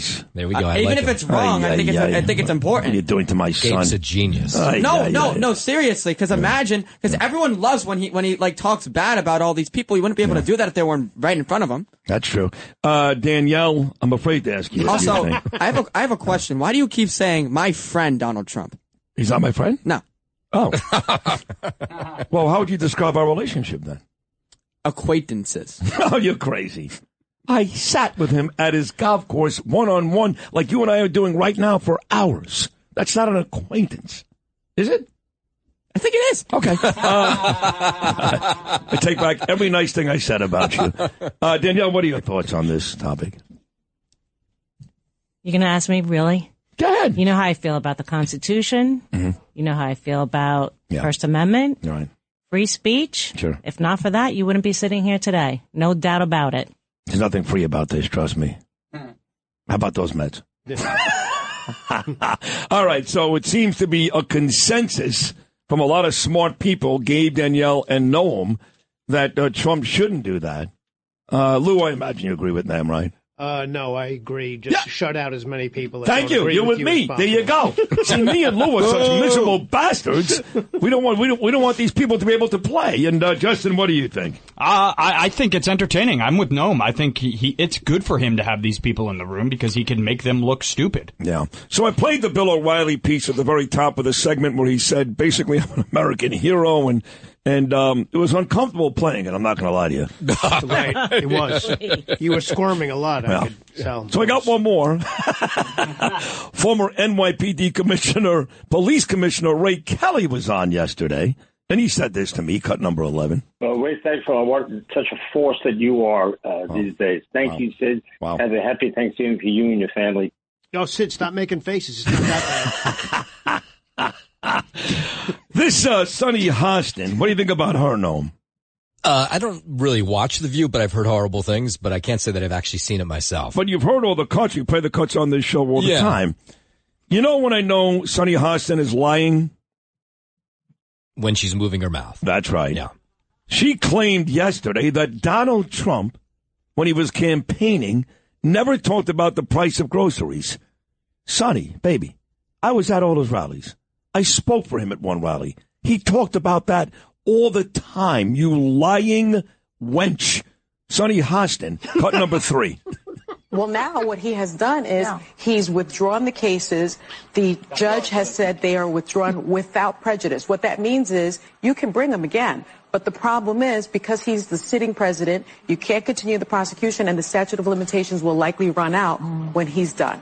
So he did what he wanted to do, but the last final point I'll make, I know that most people are saying, well, this was a kitchen table issue. This was about the cost of eggs. Donald Trump never talked about the cost of eggs. Liar! He tried to commit a sex act on a microphone. What? He talked about, pets being eaten. Yeah. That's fine. But when the extra polls were taken, the 92% of black women lady. Shut her off. I'm begging you. So we've been asking you all morning long to donate to this radio. There's nothing more entertaining than watching Danielle have a coronary while you start talking. You lying? What? And she just jumps out of I know. her chair. Jumps out of a chair. I can just imagine her at home when I'm here and she's back in Queens. Yeah, you can tell me about that. I don't want to witness it. We've been asking you to donate all morning long, like I'm going to do right now, at WABCRadio.com/DCD. Once again, thanks to John, Margot, and Chad. WABCRadio.com/DCD. But there is also a website that is Dyspraxia's website, which Danielle spent a lot of time and money on designing, and you can donate there as well today. Tell the folks about that. All right. First of all, I don't do anything by myself.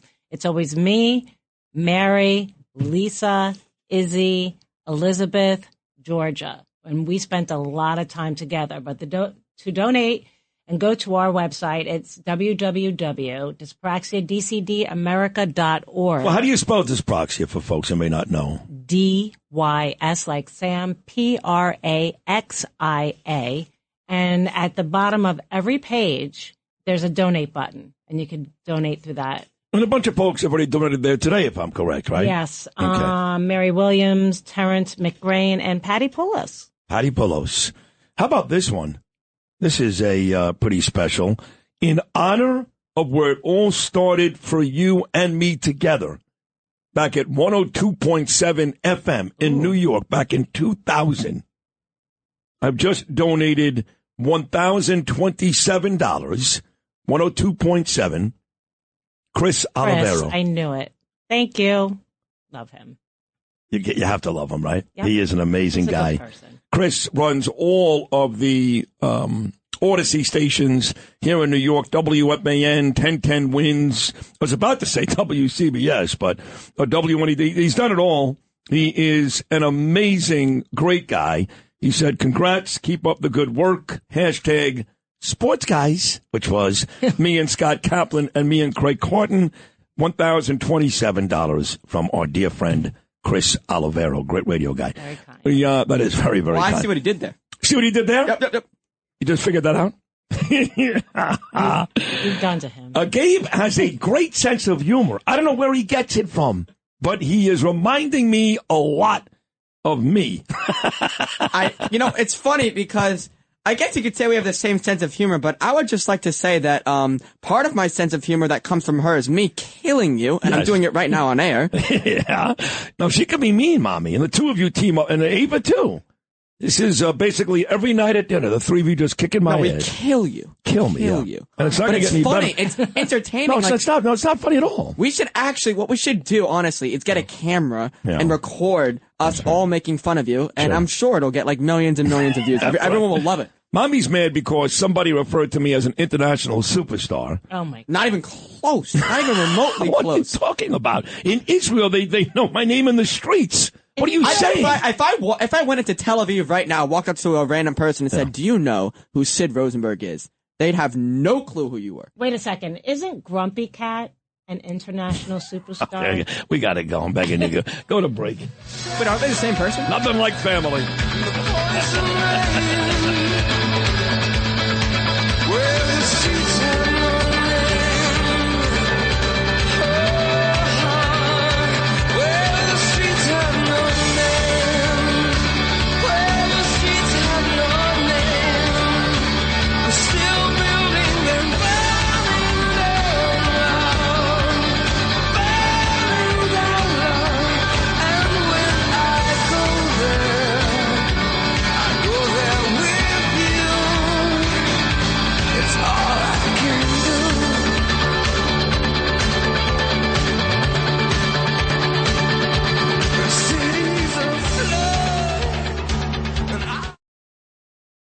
This is Sid and Friends in the Morning. Entertaining and informative.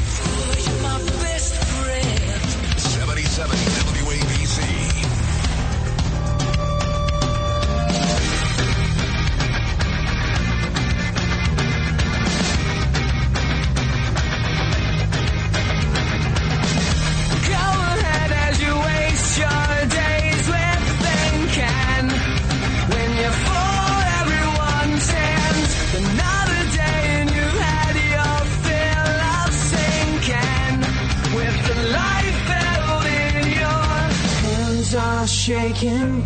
Back here on our third annual Dyspraxia DCD America Radiothon, and have my beautiful family here in studio this morning. And everybody knows, of course, this organization, this foundation, this charity, really through the hard work of my beautiful wife, Danielle. Now, I know a lot of people, and I get people to send us money, and I can reach out to a lot of folks, but the real blood, sweat, and tears Danielle put in, and it's all inspired by our son, Gabriel. He was a little boy when we found out he's got dyspraxia. We were so happy to find out what he had because we were so nervous. He wasn't walking, and we were just nervous. So the day that we got the diagnosis was a happy day for us. Kristen Terdik is going to join me right now here on Sid and Friends in the morning, talk more about this. Kristen, happy day before Thanksgiving. How are you? Good morning, Sid. I'm doing well, thanks. Happy Thanksgiving to you. You too. Great to have you. I know you're calling from the great state of North Carolina. Now, you didn't know this, but Danielle, who's sitting right here with me, she spent almost 15 years in Charlotte, North Carolina. We were in Charlotte for about 15 years ourselves, the Queen City. Is that right? It is. So great location. It is a great city, and it's growing. It's growing very, very. I know you're still in North Carolina in a different city, but actually, I have a bunch of folks on this show. They're from Wilmington, and it's just a great state. But let's get to Gabe. Gabe was diagnosed a little south of you down in Florida at Miami Children's Hospital, and he was diagnosed early enough for us to make sure that he got all the things he needed to make sure that he could be the thriving, beautiful 16-year-old boy that he is today. So we really want to talk about early detection, early intervention, and how important that is. That's the case, yes? Yes, same case for us. So our daughter, Lydia, who is just about to turn 18 and head off to college, we diagnosed her when she was 6. So we were living in Raleigh at the time, and the only place that we could find was a woman that ran a facility in Charlotte. So we actually we had some trouble with her first grade teacher, a lot of trouble, I would say. She was kind of, back in the first grade, they have little clips that they put on the wall, and your clip moves up or it moves down based on your behavior. And Lydia's always ended up on the very lowest rung of the ladder every single day. Because she was, either looking out the window, or she was standing up when she was supposed to be sitting down, or she was kind of humming when she was working and you were supposed to be quiet, all sorts of little things like that. And eventually that teacher had suggested to us that she had ADD and that we should have her tested, which we later found out that, you really can't even diagnose ADD at that young age, or they don't like to until they're a couple years older. But similar to what you said, Sid, we went to this specialist in Charlotte. She did all of these tests, and what we found out, lo and behold, was that she had dyspraxia and a number of other comorbidities. But like you, we were just so happy and relieved to understand what it was and to be able to have something to learn about and read about. And really, that was kind of where we started all of our, early intervention. So we were paired up with some therapists in Raleigh. We drove to Charlotte about 3 times a week to do therapy with this woman who was kind of the only person back then that knew anything about dyspraxia, which that's changed a little bit now. But over the years, as she continued to grow, that therapy changed. We did like an occupational therapist in the beginning, and we did art therapy, and we did now she has got just a regular therapist that she goes and talks to, and she actually drives herself there. So along the way, everything, kind of changes as the kids grow and change. But I would say that was probably one of the best things that we could have done, is figured out that she had it at age 6 so that we could provide her with all of the tools that she has needed along the way and that she'll continue to need, in college and in the rest of her life for long-term success. Well, she's 18 now, Lydia, so she's got to be on her way to college, yes? She is on her way to college, and I heard you mention Wilmington. That's one of the schools she's looking at. She wants to be a marine biologist. Oh, wow. Awesome. So, yes, she's applied for colleges, and we're just waiting to hear back in January. And I think she's gonna do great. Yeah, that is great. That is great. I'm so happy for you guys. There's a kindred spirit, with you, Kristen, or you got your daughter, Lydia. We've got our son, Gabriel, and now, these support groups where all these people get together for some really awful stuff. Thank God this isn't awful, but you understand why people have this feeling like, hey, we're not alone. And one of the things that I think Danielle really wanted to do was to make sure that more and more families like the Terdiks, like the Rosenbergs, knew about this, because when Gabe was diagnosed, we had no idea what it was. When your daughter was diagnosed, I'm sure everybody you told had no idea what it was. So it's really important that this foundation, that we and parents like you, for that matter, make people aware, because I got news for you. One of almost 20 people, that's millions and millions of people, are going to be diagnosed with dyspraxia, and yet almost nobody has ever heard of this thing. Yeah, so that was our experience as well. And I feel like, every now and again I run across we have 2 girls, and I run across one of their friends and can kind of just, pick out which of the kids have it, and their parents have no idea. And they just struggle with everything, with balance and coordination and sports. And, education obviously is huge, but, these kids just struggle even with, early intervention. So it's just so important to figure out what it is they have and put, one of the doctors really early on, with Lydia, one of our pediatricians, had made a comment that, everybody has something. And I totally agree with that. And he said, why put a label on it? And even to this day, I just feel like, I guess you probably don't have to put a label on everything, but to put a label on something like this so that you understand and can advocate accordingly. We had we worked with a guy that was out of Chicago in our early days, and he was kind of like our dyspraxia coach. And I would say, he worked a little bit with Lydia, but he worked more with me and my husband to help us understand what it's like to go through this and what it's like for her. And I remember some of the things he mentioned was that, she'll work 5 times harder than any other kid in the class. And, when she comes home, she'll be 5 times more tired, and it'll be 5 times more difficult to wake her up in the morning. And I think that's still true at age 18. But more importantly, he came to our school meetings. So when we were meeting to do her 504 with the teachers and with the principal and the assistant principal, he would come to those meetings, and he taught us how to advocate. And I think in the beginning, you just have no sense for how hard it is, because people just don't get it. And, to share one example, like Lydia works extremely hard. I'd say she probably does homework every single day from the time she gets home from school to the time she goes to bed. And she doesn't get it all done, but she stays at it. And then she works all weekend on it. And she gets, for the most part, straight A's. So when we go in for these meetings, they look at us like we're nuts, right? When we ask for accommodations, extra time on the test, extra time to turn in assignments, a preferred seating, all that, they look at us like we're just, have 2 heads. And this guy was the one who kind of taught me how you need to push, right? How you need to push for your kid and make sure that they get this stuff. Because I feel like dyspraxia, and I think I read in one of the books one time, was it's the invisible handicap, right? Like you can't tell someone has it, but they've got it, right? And everything is hard. That is true, but I have to tell you that, and maybe I'll just use I'll use our 2 kids as a barometer, Lydia and Gabriel.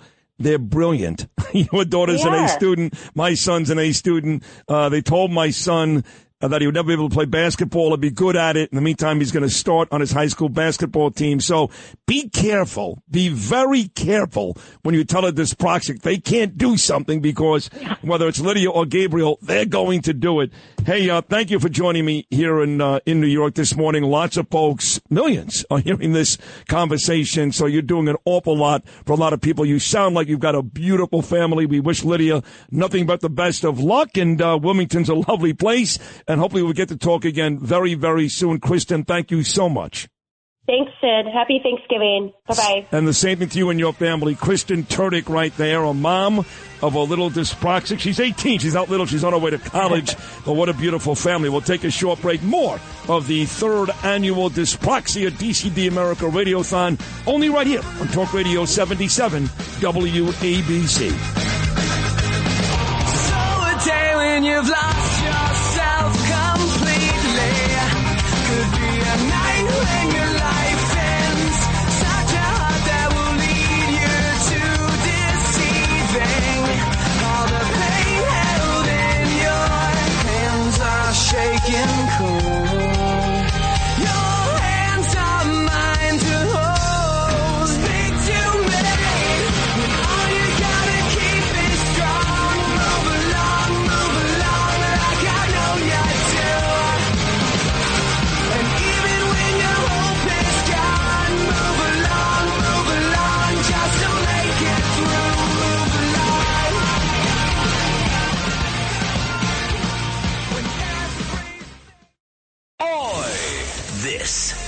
Sid and Friends in the morning. 77 WABC.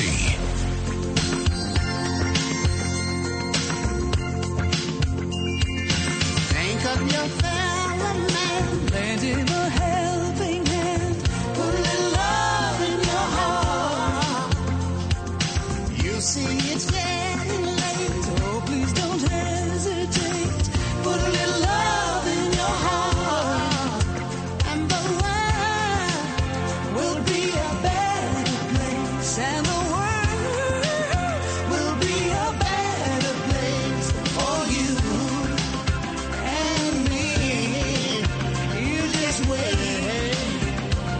Put a little love in your heart and the world will be a better place. And man, is this audience stepping up huge today. Dougie Kilser, thank you. Marianne Olbrich, Tom Stapleton, $300. Marianne Kahn, Mark McLaughlin, $1,000. Thank you, Mark. Glenn, Roland Brightwell, Anthony Barbarese, Portofino Tanning, my main man Raul, $100. Pamela Delisio, Jack Chittarelli. He's running for governor in the state of New Jersey up against Bill Spadia. I know Jack Manzo must have called him Jack Chittarelli, $150. Andrew King, Ira Harris, Jamie Cerna, Christopher Muldoon, Stephen Dodd, One Machine, Jose Payan, Karen Harden, Corey Franco, Richard Rosenstein, and the man sitting next to my left, our dear friend, very, very nice, Corey Zelnik. Very generous, $1,500. Thank you very much. You're very Thank you. welcome. And Peter King, $500. The great congressman out of Long Island, joining us right now. My man, Pete King, thank you so much. We love you. How are you? I'm doing fine, but let me make it clear that was because of Gabe, not because of you, that I made the donation. Okay. I thought you were going to say Danielle. It's Danielle and Gabe. Oh, no, I was going to get to Danielle. I've seen the impact that Danielle has on your family, because we went to dinner a few times at Gargiulo's, you and me, Danielle, Eva, and Gabe, and that was the first time I met Gabe. He was great. He was there with Danielle. The next year, though, Danielle wasn't there, and it was just you, me, and Gabe. And Danielle, I want you to know, Gabe was definitely the adult at the table. I'm not surprised. No, really. I mean, all seriousness, commend what all of you have done. I mean, between your dedication and Gabe's absolute determination, it's really a miracle story. I want to really commend you for it. And the fact that you're making it so public is going to inspire some of the other people who have similar type situations, or maybe worse, maybe better, but to know they're not alone. Thank you, Peter. Thank you for saying that. That means a lot to us. It really does. And I'm looking at Gaby and Danielle right now, and Ava couldn't be here today, but it's a family effort, and we love you. Thank you for saying that. And thank you again for your very kind donation, the great Congressman Peter King, our dear buddy. I also encourage Gabe to keep up with that humor. I saw it that night at the table with your father. You know how to zing him really good. Keep it going. He, just like you do, he does the same thing. And your grandson, Jack, is pretty good with that, too, now that... He is. That's too good. Yeah, he's real good. Hey, tell me about this ceasefire. I had Alex Trayman on yesterday from JNS.org, and he told me the people on the ground in Israel not really happy about it. You know, the media will say, oh, this is great, and look at all these displaced Israelis now heading north, maybe to finally go home after all these months. But there's a worry that with a ceasefire comes almost, I don't know, now you're not waving the white flag, but Bibi and Israel promised they would keep fighting till it's an ultimate victory, till it's a real win. And it's not really there yet. So what are your thoughts on this ceasefire? Yeah, from a distance, I agree with you. All I would say is Bibi Netanyahu is on the ground. If he thinks it's the right thing to do, then I have to go along with that. Having said that, I want to see the full story. Is he acting totally on his own, or is he getting really tremendous pressure from the Biden administration? Because it doesn't appear to me the type of deal that Bibi Netanyahu would ordinarily agree to on his own motives. So I hope there wasn't undue pressure, because I know the Biden would put it on.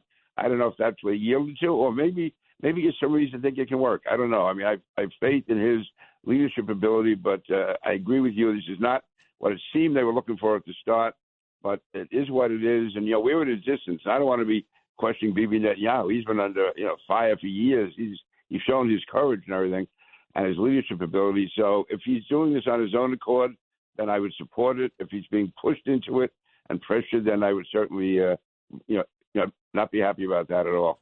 Pete, the whole Democrat Party is fighting. And Kamala Harris finally spoke yesterday. She said that when she did interviews, you ready for this? The questions were bad because there seems to be this growing sentiment that part of the reason why she lost, besides the fact that she's a dummy, I'll say it, Bill O'Reilly, she's a dummy, is that she didn't do enough interviews and didn't answer enough questions. She said, well, I certainly did, but the questions were bad. Your thoughts on that? If Donald Trump had $1 for every bad question he's been asked, he'd be even more of a billionaire than he is now. I mean, as soon as he starts in, they go right at him with everything from every direction, and he thrives on it. He knows how to handle it because he has confidence in his beliefs, confidence in himself. She seems to be always floundering, wandering, making no sense at all. And it's embarrassing for a presidential candidate to say, I can't answer tough questions. Then get out of the arena. You don't belong there. I mean, Danielle's been in courtrooms. If you can't handle tough issues, you don't belong there. If she couldn't answer a tough question, and this whole story she's given, she wanted to go on Joe Rogan, her staff wouldn't let her, they couldn't work it out. If you're a candidate for president of the United States, you can go anywhere you want. Every show will have you on. Joe Rogan would have done whatever he had to do to get her if she really wanted to come on. This is all nonsense. It's all excuses. And also, listen, she didn't lose an election because of Joe Rogan. Obviously, an impact, but that was a metaphor. That was a symbol of what was wrong with her campaign. No courage, no guts, and no ability to roll with the punches, go with the punches, or to effectively fight back. Pete King right here, the great congressman, Homeland Security, did it all. Pete, let's talk about the gubernatorial race. We're not there yet. We got mayor coming up, then governor, but Kathy Hochul coming under fire from everybody except from Adams. He actually congratulated her. And, he did a great job this week, Eric Adams. I want to commend him. I'll give him credit. Showed up at the WABC Turkey Drive. That was very nice. And I got to tell you, he's great with stuff like that. I'll give him credit. He feeds the homeless every week in New York City. He's got a pretty good heart. He's just dumb sometimes. So you don't congratulate Kathy Hochul on congestion pricing when it's strangling New Yorkers. That's what he did. But to the governor race, Andrew Cuomo's name is in there. Mike Lawler's name is in there. And the guy I think that a lot of people like, that may be getting some bipartisan support, and I don't give much bipartisan support, you know that, but he's growing on me. Richie Torres, your thoughts on all of this? Yeah, I don't know him at all, but I've been following him. I see Michael Goodwin had a great column on him today. And to me, that is the type of Democrat that the country needs. That makes for an effective two-party system because he is. Let's say basically he's a liberal, but he breaks with the party when he thinks they're wrong. He shows common sense. He's willing to stand up. He's not going to get down some straight ideological line to prove a point. And he admits, for instance, he did basically favor open borders and amnesty. Then he when he got there and he looked at it and he realized how bad it was, he changed his mind. It seems honest because there's nothing in it for him. Now Trump is on top. It looks good. But when he broke with the squad, I'm talking about Choice, broke with the squad, went his own way, that was not the popular thing to do among Democrats. So it's not just a guy who's a Johnny-come-lately. He made the decision once he saw how bad their policies were. So if we had more Democrats like him or like Joe Lieberman used to be or Ed Koch, the country would be in much better shape. Also, if you're talking about candidates for governor, and I'm not allowed to say this because Bruce Blakeman's going to get mad at me, but I think he would be a great candidate for governor. He's got to get reelected first next year.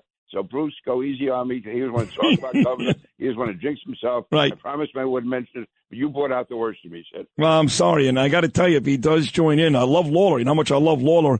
And I don't know, Richie, but seems like a halfway decent guy. I think Blakeman becomes the favorite. And he was on with me last week, and I told him about governor. But I said, but it's not going to happen because Donald Trump is going to give him some big job in the administration, and that can still happen. Donald is doing all the big positions first. So Blakeman is not out of that running yet either. And then we talked about Anthony D'Esposito maybe taking over as Nassau County executive. Either way, there's a bright future for all of those guys. One more of all the folks that Trump picked, and I like them all. I know that Gates since quit and Hegseth has come under fire and Tulsi Gabbard has come under fire. But, man, do I love Tom Homan. And people talk about Pete King as a Long Island congressman. But, they forget what an amazing job you did, Peter, with Homeland Security. I mean, in the early days with Tom Ridge and all the money you've raised for 9/11 families that continue to die 23 years later. You get all this. You get how important the border is. How great is Tom Homan? Every time I see Tom Homan, I think of the day in the summer of 2017. 2017 when President Bush flew into Brentwood, which is really the belly of the beast with MS-13, with Tom Homan. President Trump and Tom Homan and I were on the plane, and just to see the leadership that Tom Homan had, the way President Trump relied on him. In fact, that day, Tom Homan was one of the main speakers, and that turned the tide against MS-13. Until then, they had killed 25 people in 18 months, all immigrants in that community, their own people killing their own people. And Tom Homan came in, President Trump made the commitment, the absolute commitment, and Tom Homan carried it out, and ICE and the Justice Department, all of them working together. But Tom Homan is tough, he's strong, and even though he talks tough, he's not a loud guy. He's just a very strong, emphatic guy. I have ultimate faith in Tom Homan. Of all you had, of all the picks that were made, the guy that they have the most impact on the country could very well be Tom Homan. Peter, again, thank you so much for the very, very generous donation. You don't give us any money. You're so good to us. We love you guys, you, Rosemary, Sean, Aaron, the whole family. Thank you for another great appearance. We'll do it again next week. And a happy Thanksgiving and a happy holiday season to the beautiful King family. We love you, pal. Thank you so much. Happy Thanksgiving.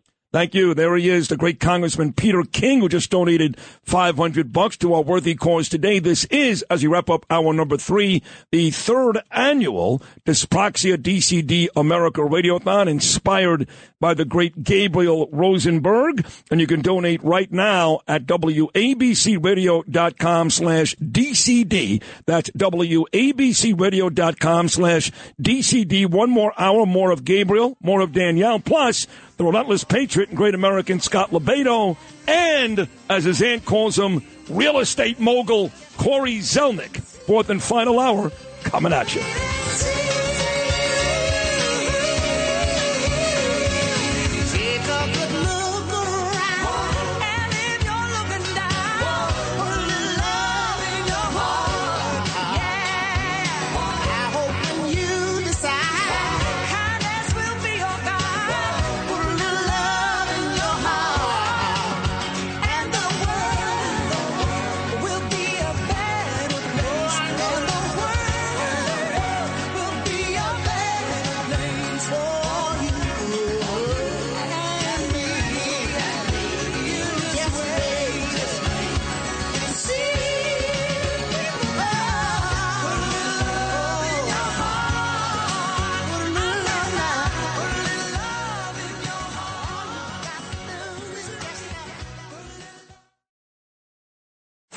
This is Sid and Friends in the morning.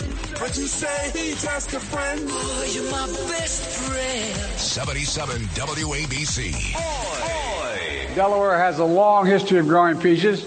In fact, the peach pie in our state is one of my favorites. It's a state dessert. Peach weighs 41 pounds and loves to eat hot dish and tater tots. Huh? And cross-country skis. They stayed calm, and they gobbled on, and still gobbling. They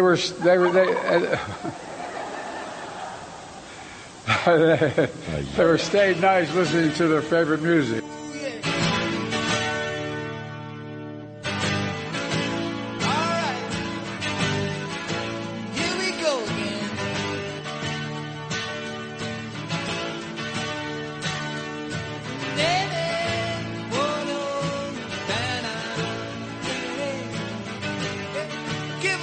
Hard to believe, folks, but that is the most powerful man in the world right now. I'm not kidding you, folks. It's the President of the United States. He's a turnip at this point, a half a vegetable. Joe Biden. You play that stuff, and I don't even need Viagra. I don't need it. Rock hard. Okay, that might have been one more thing that I needed to know before Thanksgiving. Well, that's and happy Thanksgiving to you. Okay, that's great. The donations are still coming in, and we appreciate it. Love all of you. Please keep it up all day long, because I'm done in about 42 minutes. Just go to WABCRadio.com/DCD. That's WABCRadio.com/DCD, or the Dyspraxia website, which is Dyspraxia DCD America.org. There's a donate button at the very bottom of the page. Quick shout out to a dear, dear friend listening right now in the great state of Florida. Her brother Jeff has been listening every day from Brooklyn. for a long time, but now his sister is listening right now, and that is our dear friend Sandy Adler. Sandy down in Florida, we love you. Thank you for listening. All right, so quickly, before we get to the Relentless Patriot, Scott LoBaido, Gaby, we talked about all the things you have done when doctors said you couldn't do it. You're a miracle. You really are. I'm so proud of you. But there's got to be something that you haven't done yet that you want to do. What would that be? I can't use a key. Like, no matter how hard I try, I can't turn a lock with a key. That's the one thing. Is it putting the key in the hole? I can put the key in the hole. I just so you can't get it in the hole. So you're already better than me. So you... Hey now. You can't stop for one day before Thanksgiving. Danielle Fine. needs like So you get the key in the hole, but then you can't turn it? No. Okay. I had difficulty with that too. Yeah, of course you did. That's where I got it from. It all goes back to you. You know, there was a time, I swear to God, Gabriel was a little boy, and he goes to my wife, my beautiful wife, Danielle, he was crying. He's like, look what you did to me. You gave me the, you know what she said? I swear to God, she goes, your father did it. And then you're just like, yeah, sounds about right. Well, now it does, now that you've gotten older and see who I am. All right, so the key, that's your next big thing. All right. The key. I can do just about everything else, honestly. Okay. Danielle, you have mentioned a bunch of things that you wanted to do. And you have mentioned a ton of things that you have done, some incredibly impressive. I'm talking about legislation that you got done in Congress, Mike Lawler, Josh Gottheimer. I'm talking about a full day, a week in Delaware, where they are raising awareness for dyspraxia. What else is out there for you, Dee? First of all, I want to recognize that Corey's here, and he was there from the He's coming up beginning, next, and yeah. he actually helped us get this thing started. No doubt. He, when we were in Joseph Abood Space, Which is his building. right, when we were there, Corey got the equipment for me and helped set it up, and we brainstormed and everything. So he has had and still continues to have an integral part in this. Also gave us a very nice check today. Yes. And Corey's on at this point, his family. He's And not a even a space friend. and a mailing address and a Yep. space to utilize. That's true. Right. So, Which often you'll send me there to carry like 50-pound boxes to the train. Hey, can you get this box from Corey's office? I go, sure. I need like 8 people to help me carry that 2 blocks. No, he's great, Corey. But go ahead. What do you got for me? All right. So one thing that we're really excited about, what we're going to do is in February, I believe the tentative date is February 22nd, Vinny Viola's Florida Panthers. We are going to go there, and they're going to have a game, and it's going to be a dyspraxia awareness event. And I'm really, really excited about that. And I'm hoping that other teams like the Miami Marlins will Our good buddy Yari Ackerman owns them. will be able to get on board. And maybe we can get some New York teams as well, because that is a great way to reach people, the fan base. You have young people, old people, educated people, doctors, everyday people, teachers. And this is a good way to get it out into the community. So I'm really, really excited about that. And we also have something coming up in January where we're going to attend a conference. I believe it's Nassau and Suffolk School District. It's a large conference, a lot of teachers, and we are efforting to attend there and present as well. Is this through Jen Harrison? It's through her contact. Yes. And I believe that, I know Lisa Holm, our volunteer director of education advocacy, has been working with this as well. So we have a few That's big exciting. things happening. It's huge. Absolutely. Vinny Viola, Florida Panthers. Pete Morgan checks in. He says Gabe can do a zillion things you can't, including getting tickets downloaded to his phone so you can get into arenas and stadiums. Every single time we go to a game, my dad's like, I got the tickets. I know what I'm doing this time. Don't worry. And it literally takes us like 15 more minutes than the normal person. Maybe half an hour. We missed the whole first quarter of a Knicks game one time. I was being generous because you're putting me on here. I was being generous, but seriously, like half an hour. Charlie Marino checks in. He says he would like to do for us a big benefit at Russo's on the Bay. He says we will fill the room up. We love you, Charlie Marino. Danielle just gave you credit. You deserve it. It was your building, Joseph Abood's store. You've donated. You allow us to use your office as a mailing address. I mean, we're very, very close at this point, but you've been an integral part of growing this foundation. Those are kind words, and thank you, Danielle, of course. I mean, it's the least I could do. I love you guys. We are family at this point. I think that what you've done is like a step above miraculous because, when we were talking about this, I mean, this is really grassroots, organic at its very core. And so what you've done and where you've taken it is unbelievable. And the places you may go, right, as Dr. Seuss would say, are endless. And I think that what you're doing, the team you've built, you mentioned somebody you have on your team, social media, I think is an avenue you should take if you're not taking. We're trying. Get it out there, TikTok, Instagram, everything. Because as I was getting ready to come upstairs, I was standing outside. I do this little Instagram Live. It's great. I watch it every day. Thank you. I do it with a friend of mine, and I told her that I was coming up to talk about the charity, and I mentioned Dyspraxia, and she had no idea. No idea. And I think that's, and you put it out there, and this is what I think the world at large doesn't have any familiarity with it. True. And I think whatever it takes to put it out there, and I, again, commend you guys for everything you're doing, and whatever little I can do, I'm going to continue to do. You do more than a little. We'll hear more from Danielle, the great Corey Zelnik, and my terrific son Gabriel coming up. We are going to take a short break. When we get back, he is the relentless patriot. He's getting ready. We hope to do something big painting-wise at the inauguration, which is coming up, folks, in less than 60 days. Mr. Staten Island and one of Danielle's favorites, Scott LoBaido, coming up next on Sid and Friends in the Morning. So give a little bit, or give a little bit of your time to me.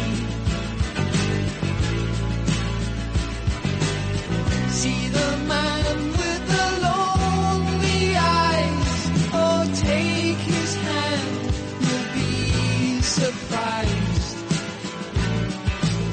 Oh, take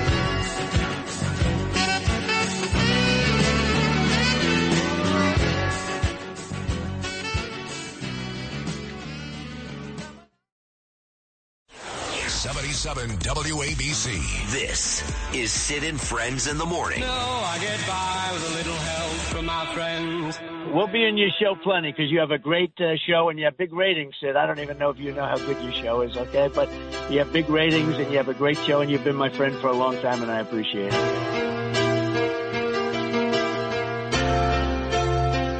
You know I'm a dreamer. Well, thank you. Thank you, President Trump. I am your friend, despite what my son says. We're not just acquaintances, we are buddies. He has to say that, by the way. He has to say that. He does? I think he does, yeah. I'm sorry. Well, I know you you have like some secret relationship with him, so. Oh, secret now? Yeah. I can tell you this. He got 44% of the vote in New York, and if you don't think your father has something to do with that, then you're just being funny, KB. No, I actually will give you credit. I will give you credit. Oh, you will? No, I will. Yeah. Good. I think you I'll are pay a for your dinner huge. tonight. I think you are a huge influence to New Yorkers. Thank you. I'll say that. You will say that. I don't know if you're a good influence, but you definitely are a huge influence. That's true. So when we took you to Mar-a-Lago last March, how upset were you that Mommy and I were making you watch the movie about Scott LoBaido? Be honest. I wasn't upset. I loved it. You were pissed. You're like, I don't want to watch the movie. Then I'm going to ask you. That was before the movie actually came up. So before the movie, how did you feel? I was so mad. So mad. And then you watched the movie, and then what? I loved it. I actually thought it was great. I turned to you. I was like, this is really good. You were fist pumping. You were yelling. And now you love Scott LoBaido, don't you? Yeah. You know. And Danielle, is it fair to say that Scott LoBaido is one of your favorites? Definitely. And Corey, you met Scott 2 weeks ago. Yeah, I met him here in studio. He's fabulous. Isn't he great? He's fabulous. Hey, Scott, I know you like to smoke cigarettes. You may as well smoke one now. You just got smoked by about 4 people. Listen, you know why I'm laughing right now? Hello, everybody. Good morning. Every time I come on, they always have the disclaimer: the opinions and statements of our guests do not reflect the ABCs. I love it. You know that it really inspires me. I really feel special. I get it. Yeah, that's only for you. We don't play that for anybody else. So, and that's true. I mean that. And Gabe was being honest about The Relentless Patriot. He loved that movie, and we can't wait for it to stream. But a lot of us Scott LoBaido fans are looking forward to finding out if, in fact, you've gotten the official yes from the Trump team, as you did in front of 100,000 in Wildwood, New Jersey, as you did at the Nassau Coliseum, as you did with me at Madison Square Garden, as you did in Butler, Pennsylvania. You painted on stage. Will you be doing that at the inauguration? I have not gotten a confirmation yet. Again, it's still 60 days away. They said they're still working on the details of the. So I don't care if I'm at the grand ball or at the actual inauguration. I better be performing somewhere. This is, and I already have what I'm going to be peeling down. It's going to be epic. It's going to be awesome. Last week you asked me if I would take on any kind of position if I was offered, and I said not really, because I'm doing what I'm doing anyway. I mean, but I would take the position of creative director of Patriotic Affairs. I mean, it's pretty much what I do, what I've been doing for the last 35 years. Like, for instance, I want to make sure that every classroom has a flag in it like it's supposed to. Love that. Every public school does the Pledge of Allegiance. You as a student, religious reasons or whatever, you can refuse to do it. But the school, it's mandatory that the school, public school, teaches the Pledge of Allegiance. You know, I want to be on top of the burning of flags in public. I want to pass a bill that I kind of put together where, you know, kind of meet in the middle. You know how I am. I like balance. You know, everybody just, you know, where you burn a flag on private property, you get a little bit of a pass on your private property for now. But on public property, no, that's considered arson. I can't burn a big wheel or a teddy bear in the middle of the street. I get arrested for arson. Why can you burn a flag? That's dangerous. There's a whole process there. Now, these big holiday parades that we have, Memorial Day, you know, 4th of July, I want to really kick that up the next 1,000 years. Veterans Day. Our 250th anniversary is coming up 2026. I got ideas up the wazoo to cover this country with red, white, and blue. I think it's 2025. I think next year is 250, right? No, 2026. Okay, because, you're right. 25 is the Marines. You're right. 25 is the Marines. Yes, the Marines 250th, right? The U.S. 260. Listen, I love that job for you. I'm being honest. I can't think of anybody who's more American, who's more patriotic. You cry when you paint an American flag, and you once said to me on this show, I've got no kids. And you said, wait. I stand corrected. I've got a daughter. And I make sure that she's shiny and bright.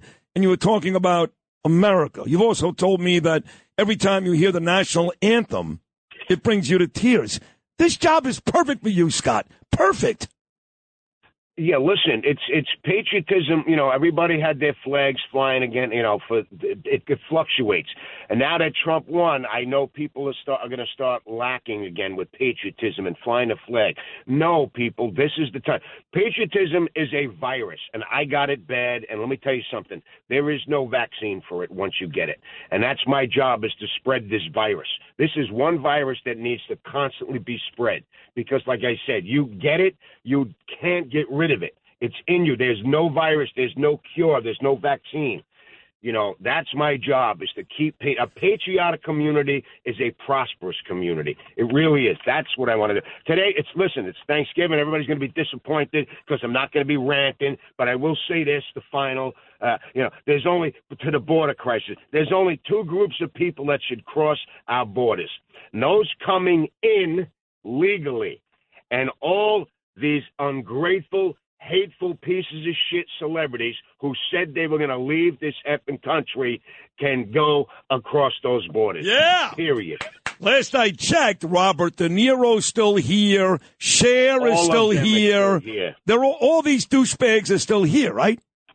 Speaking of these douchebags, everybody's asking me, what am I going to do now? I ain't going anywhere. I got a lot to do. I am going to unveil one of the greatest paintings of all time that I've ever done next week in New York City, right outside where they tape The View, a portrait of all of those effing ungrateful slobs right in front of their studio. I can't wait. To see this. Can I come with you? You want it? Yeah, absolutely. Yeah. It's going to be epic. You know that nobody hates these repulsive hags more than me. Nobody. Hostin, Behar, the ugliest person on the planet, physically and inside, Whoopi Goldberg. I mean, she can haunt the 3-family house. Yeah, whoopee. Not to stay away from the cupcakes. Anyway, it's going to be epic, dude. Epic. All right, I'm coming. Right? When the people are online waiting to get in, I'm going to unveil What day is it? I'm not sure yet. I'll let All you know. right. It'll probably be before I'm on. Yeah, no, then you have to call in and say something. Just wait call a minute. It might be that Wednesday. I might be that Wednesday when I'm in studio. Okay. Then I'll go right over to All right, perfect. Yeah. Now, one more, final 30, 60 seconds. You know, you're not just a national patriot. You're a local patriot. You have taken de Blasio to task. You've taken Adams to task. You've taken Hochul to task. And I know that you're happy Trump won. So am I. But I also know how much you love New York. You love Staten Island. You're not leaving. You got to be sick to your stomach. Congestion, pricing, guys walking around Manhattan stabbing people to death. You got to be sick to your stomach, no? Yeah, but I'm also confident that in the next 2 years we go red again. If we don't, I'm out of here. This is it. This is the last one. How is D.A. Bragg not being challenged? How is he not? He's being challenged now all of a sudden. How is Mayor Adams not even giving him any heat? No heat whatsoever. It's got to change, man. It's got to change. This 2 years coming. This next year and a half, 2 years. It has to. You would actually consider leaving New York? Listen, nobody has fought for this city more than I have for the last several decades. Right. Nobody, as hard as I have. Weekends in central booking I've spent. I've got my ass kicked, my property damaged. But you know what? I'm pushing 60. I'll fight, but I'm not fighting for this. I give up because that means that everybody else in the city gave up. So why am I wasting my time where these idiots keep voting for the same shit that's destroying the city? What am I doing? Punching myself in the face. You got 4 years, folks, to get on board, or I'm out of here. No, we can't lose you. Scott LoBaido, the relentless patriot, the finest and greatest American I know, want to wish you and your family, everybody you love, a happy Thanksgiving. You have been incredible on this show since we started this weekly thing. I look forward to doing it again next week. Happy holidays. Thank you so much. Brother, I am thankful for being part of your morning show. Thank you very much. Thank you, Scotty. You're great. Scott LoBaido right there. Happy Thanksgiving. It is time for our weekly Tunnel to Towers update. Today we're taking a closer look at how the foundation is tackling the issue, and it's a big one, veteran homelessness, and making a real difference for those who have served our country proudly. This is Sid and Friends in the Morning. 77 WABC.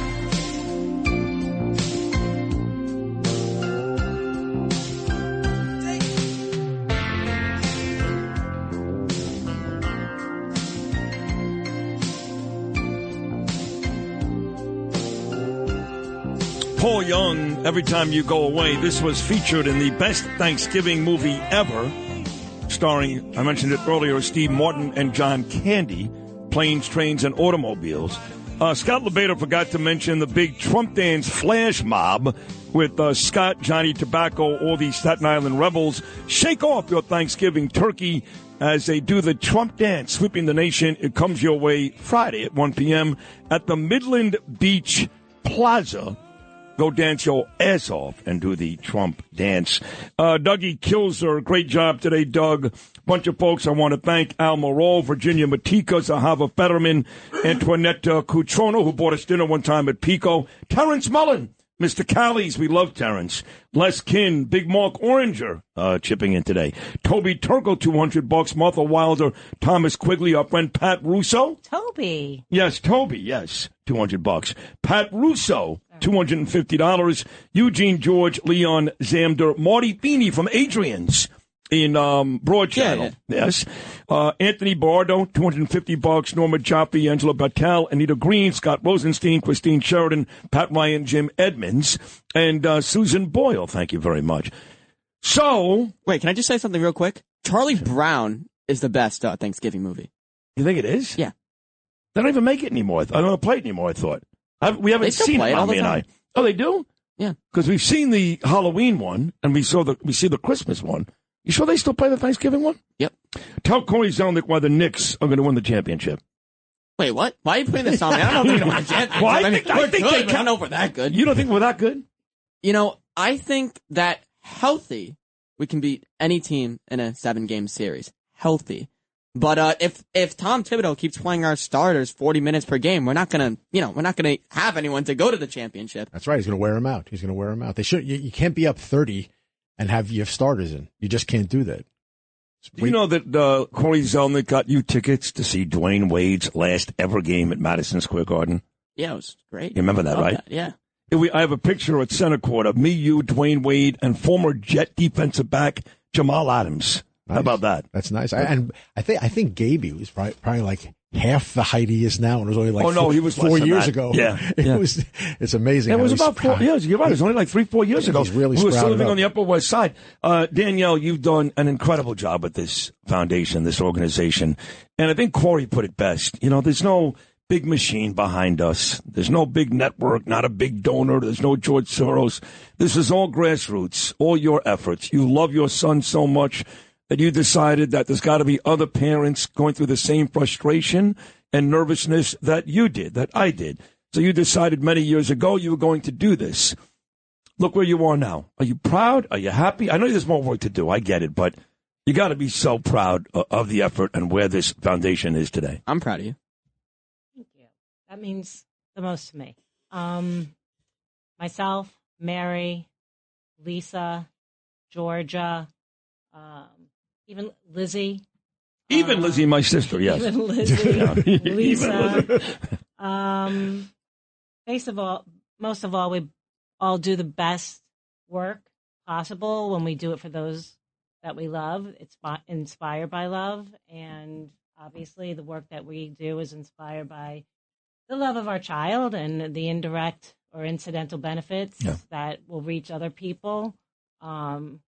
There's it's all non-economic value. There's nothing that I could say or recapture that will express how fulfilled I feel. It's the best thing that I do, and I have to work. Right. But this is something that I do out of love. But there's a lot more that we have to do. But we really, really, really have been able to make really great strides towards awareness and support this last year especially, and thanks to the donors and the donations. And again, some of the things that we're trying to focus on this year are we would like to be able to provide 10 IEPs at about $1,500 a pop to families. And we'd like to assist with 10 neuropsych evaluations at about $7,500 a pop. Like, that's where we want to go. Because a lot of the stuff we're able to do without spending a lot of money. Yeah. But we really, really want to be able to put aside funds to assist those, because these people who need help, because it's expensive. Yeah, no, it is. Corey, you bought one of those today, one of those IEPs at $1,500. So thank you. So you're always making an argument for me to stay in the city and for New Yorkers not to leave. I know you're upset with congestion pricing like the rest of us, but we came back from Florida. Gaby spent a lot of his young years in the state of Florida. Don't think that every now and then when there's a horrible story in New York, I don't go, geez, maybe I made a mistake. Now, I know I didn't. This is an unbelievable job. What I've done professionally, I could never dream of. I've met beautiful people like you. So I don't have any doubt in my mind I made the right choice. But there are still some things in this city that irk me every day. But you're telling me that the big picture is bright. No, the big picture is always going to be bright. This city bounces back fastest. Right now, the crime is a huge problem. Until we figure that out, that will make things change. There's so much positivity going on. I know Curtis likes to make fun of me. He says I'm more positive than Ernie Anastas. But there's a lot. There's really a lot of good things going on. The congestion pricing is really a mess. It's a stupid, silly thing. You see today, the MTA sort of pissed away $250 million on something. So now we have to pay for that. We have to pay for their mistakes. That's what we're constantly doing. But there is so much growth going on. I think I talked about this with Cindy Adams. Yeah. How much building. That was a great interview. Yeah. Thank you. There's so much construction going on. Now, there's a problem between the rich and the poor. It's widening the gap. And believe it or not, who's behind a lot of that problem? the politicians. Yeah. And we'd have to spend a lot more time. Maybe I'll come down again. We'll talk more about it. Next week. I got a big story. I got an interesting story for you. It's not big news. Next week. Okay, we'll do it. Let's do that because you're right. They are the ones that are killing us. Yeah. About 3 minutes. Gaby, you spent a lot of your childhood in Florida, but now you spent a lot of your big years here in New York. I know you love living in Florida. Do you think that this is the place that has allowed you to do all the things you're doing? Do you think you would have had the same success if you were down in Florida? Or do you love New York? Well, first off, I'd have to walk like 2 miles to find a basketball court, so we could throw that out of the way. It's true. A lot of the things that I have accomplished, I accomplished because I'm a confident person. And I think just seeing the people around me is kind of what influenced me to be the person I am today. A lot of the people around me, I would not know if I lived in Florida. Right. I'm going to be honest. Right. I don't think I would be as independent as I am. You're brilliant, by the way, because you do develop street smarts here that you could never develop in Boca Raton. I know how to get around everywhere. More than me. Yeah. You know every bus. You call me. How do I get to the gym? How do I get to the gym? I'm Joe, gonna be honest, sometimes I tell you, 222 bus. Sometimes I tell you that it's not going to take that long when it's really going to take long. Just so I can annoy you. I'm going to be honest. I'll be like 15 minutes. It'll be like half an hour. Well, listen, we're all very, very proud of you. Seriously, you've become an amazing young man. You're an inspiration. You are. A lot of people look up to you, and that's a heavy burden, but you carry it with an amazing amount of dignity and class and confidence. And whether it's Corey or Mommy or Daddy, we are so proud of you. We love you so much. And there's a lot of more big things to come for you. Danielle, final 30 seconds. What do you want to say to the audience today? I just want to thank them. I want to wish everyone a happy, healthy Thanksgiving. I hope that you're able to spend it with your entire family and leave the political talk behind and appreciate things that really, really count, which is family, because politics, they come and go. But family should be forever, and nothing should get in the way, as we are a testament to, because we don't necessarily agree on a lot of things. No, we but don't. We love each other, so. I do love you a lot, and you too. And you too, Corey. You're having a big Thanksgiving dinner with Jessica and Max and Bailey, the whole crew? We have a reservation at a restaurant. Do you really? Yeah, absolutely. You can come to our house. You come to our house if you want to. Next year I'll come. Next year, you should. Are you here in Midtown you're going to be? Or? We'll be uptown, the Upper East Side. Is it a place you go to often? No, not really. But good. Jessica's mom picked it out, so we're all going to go over there. There you go. Well, enjoy it. We love you to pieces. And man. I love you too, and thank you so much. Thank I'm you. Proud and love watching Gabe grow. And I love what you guys are doing. I love being a part of it, and I look forward to continuing to do it. Thank you, buddy. Thank you. Hey, Lou Rufino, we love you, too. What a tremendous job today. Thank you. Justin Ellick, Noam Layden, Flippin. We're all family here. This is we're very lucky in that respect. This is a big, big family. Thank you guys so much for helping us with this wonderful radiothon today. Let me echo what Danielle just said to all the listeners and donors out there. Thank you so much. Enjoy your family. Enjoy your time. Have a happy Thanksgiving because, again, folks, we all have a lot to be thankful for, above and beyond President Trump winning. Have a happy holiday, folks. We love you. See you on Monday. Peace.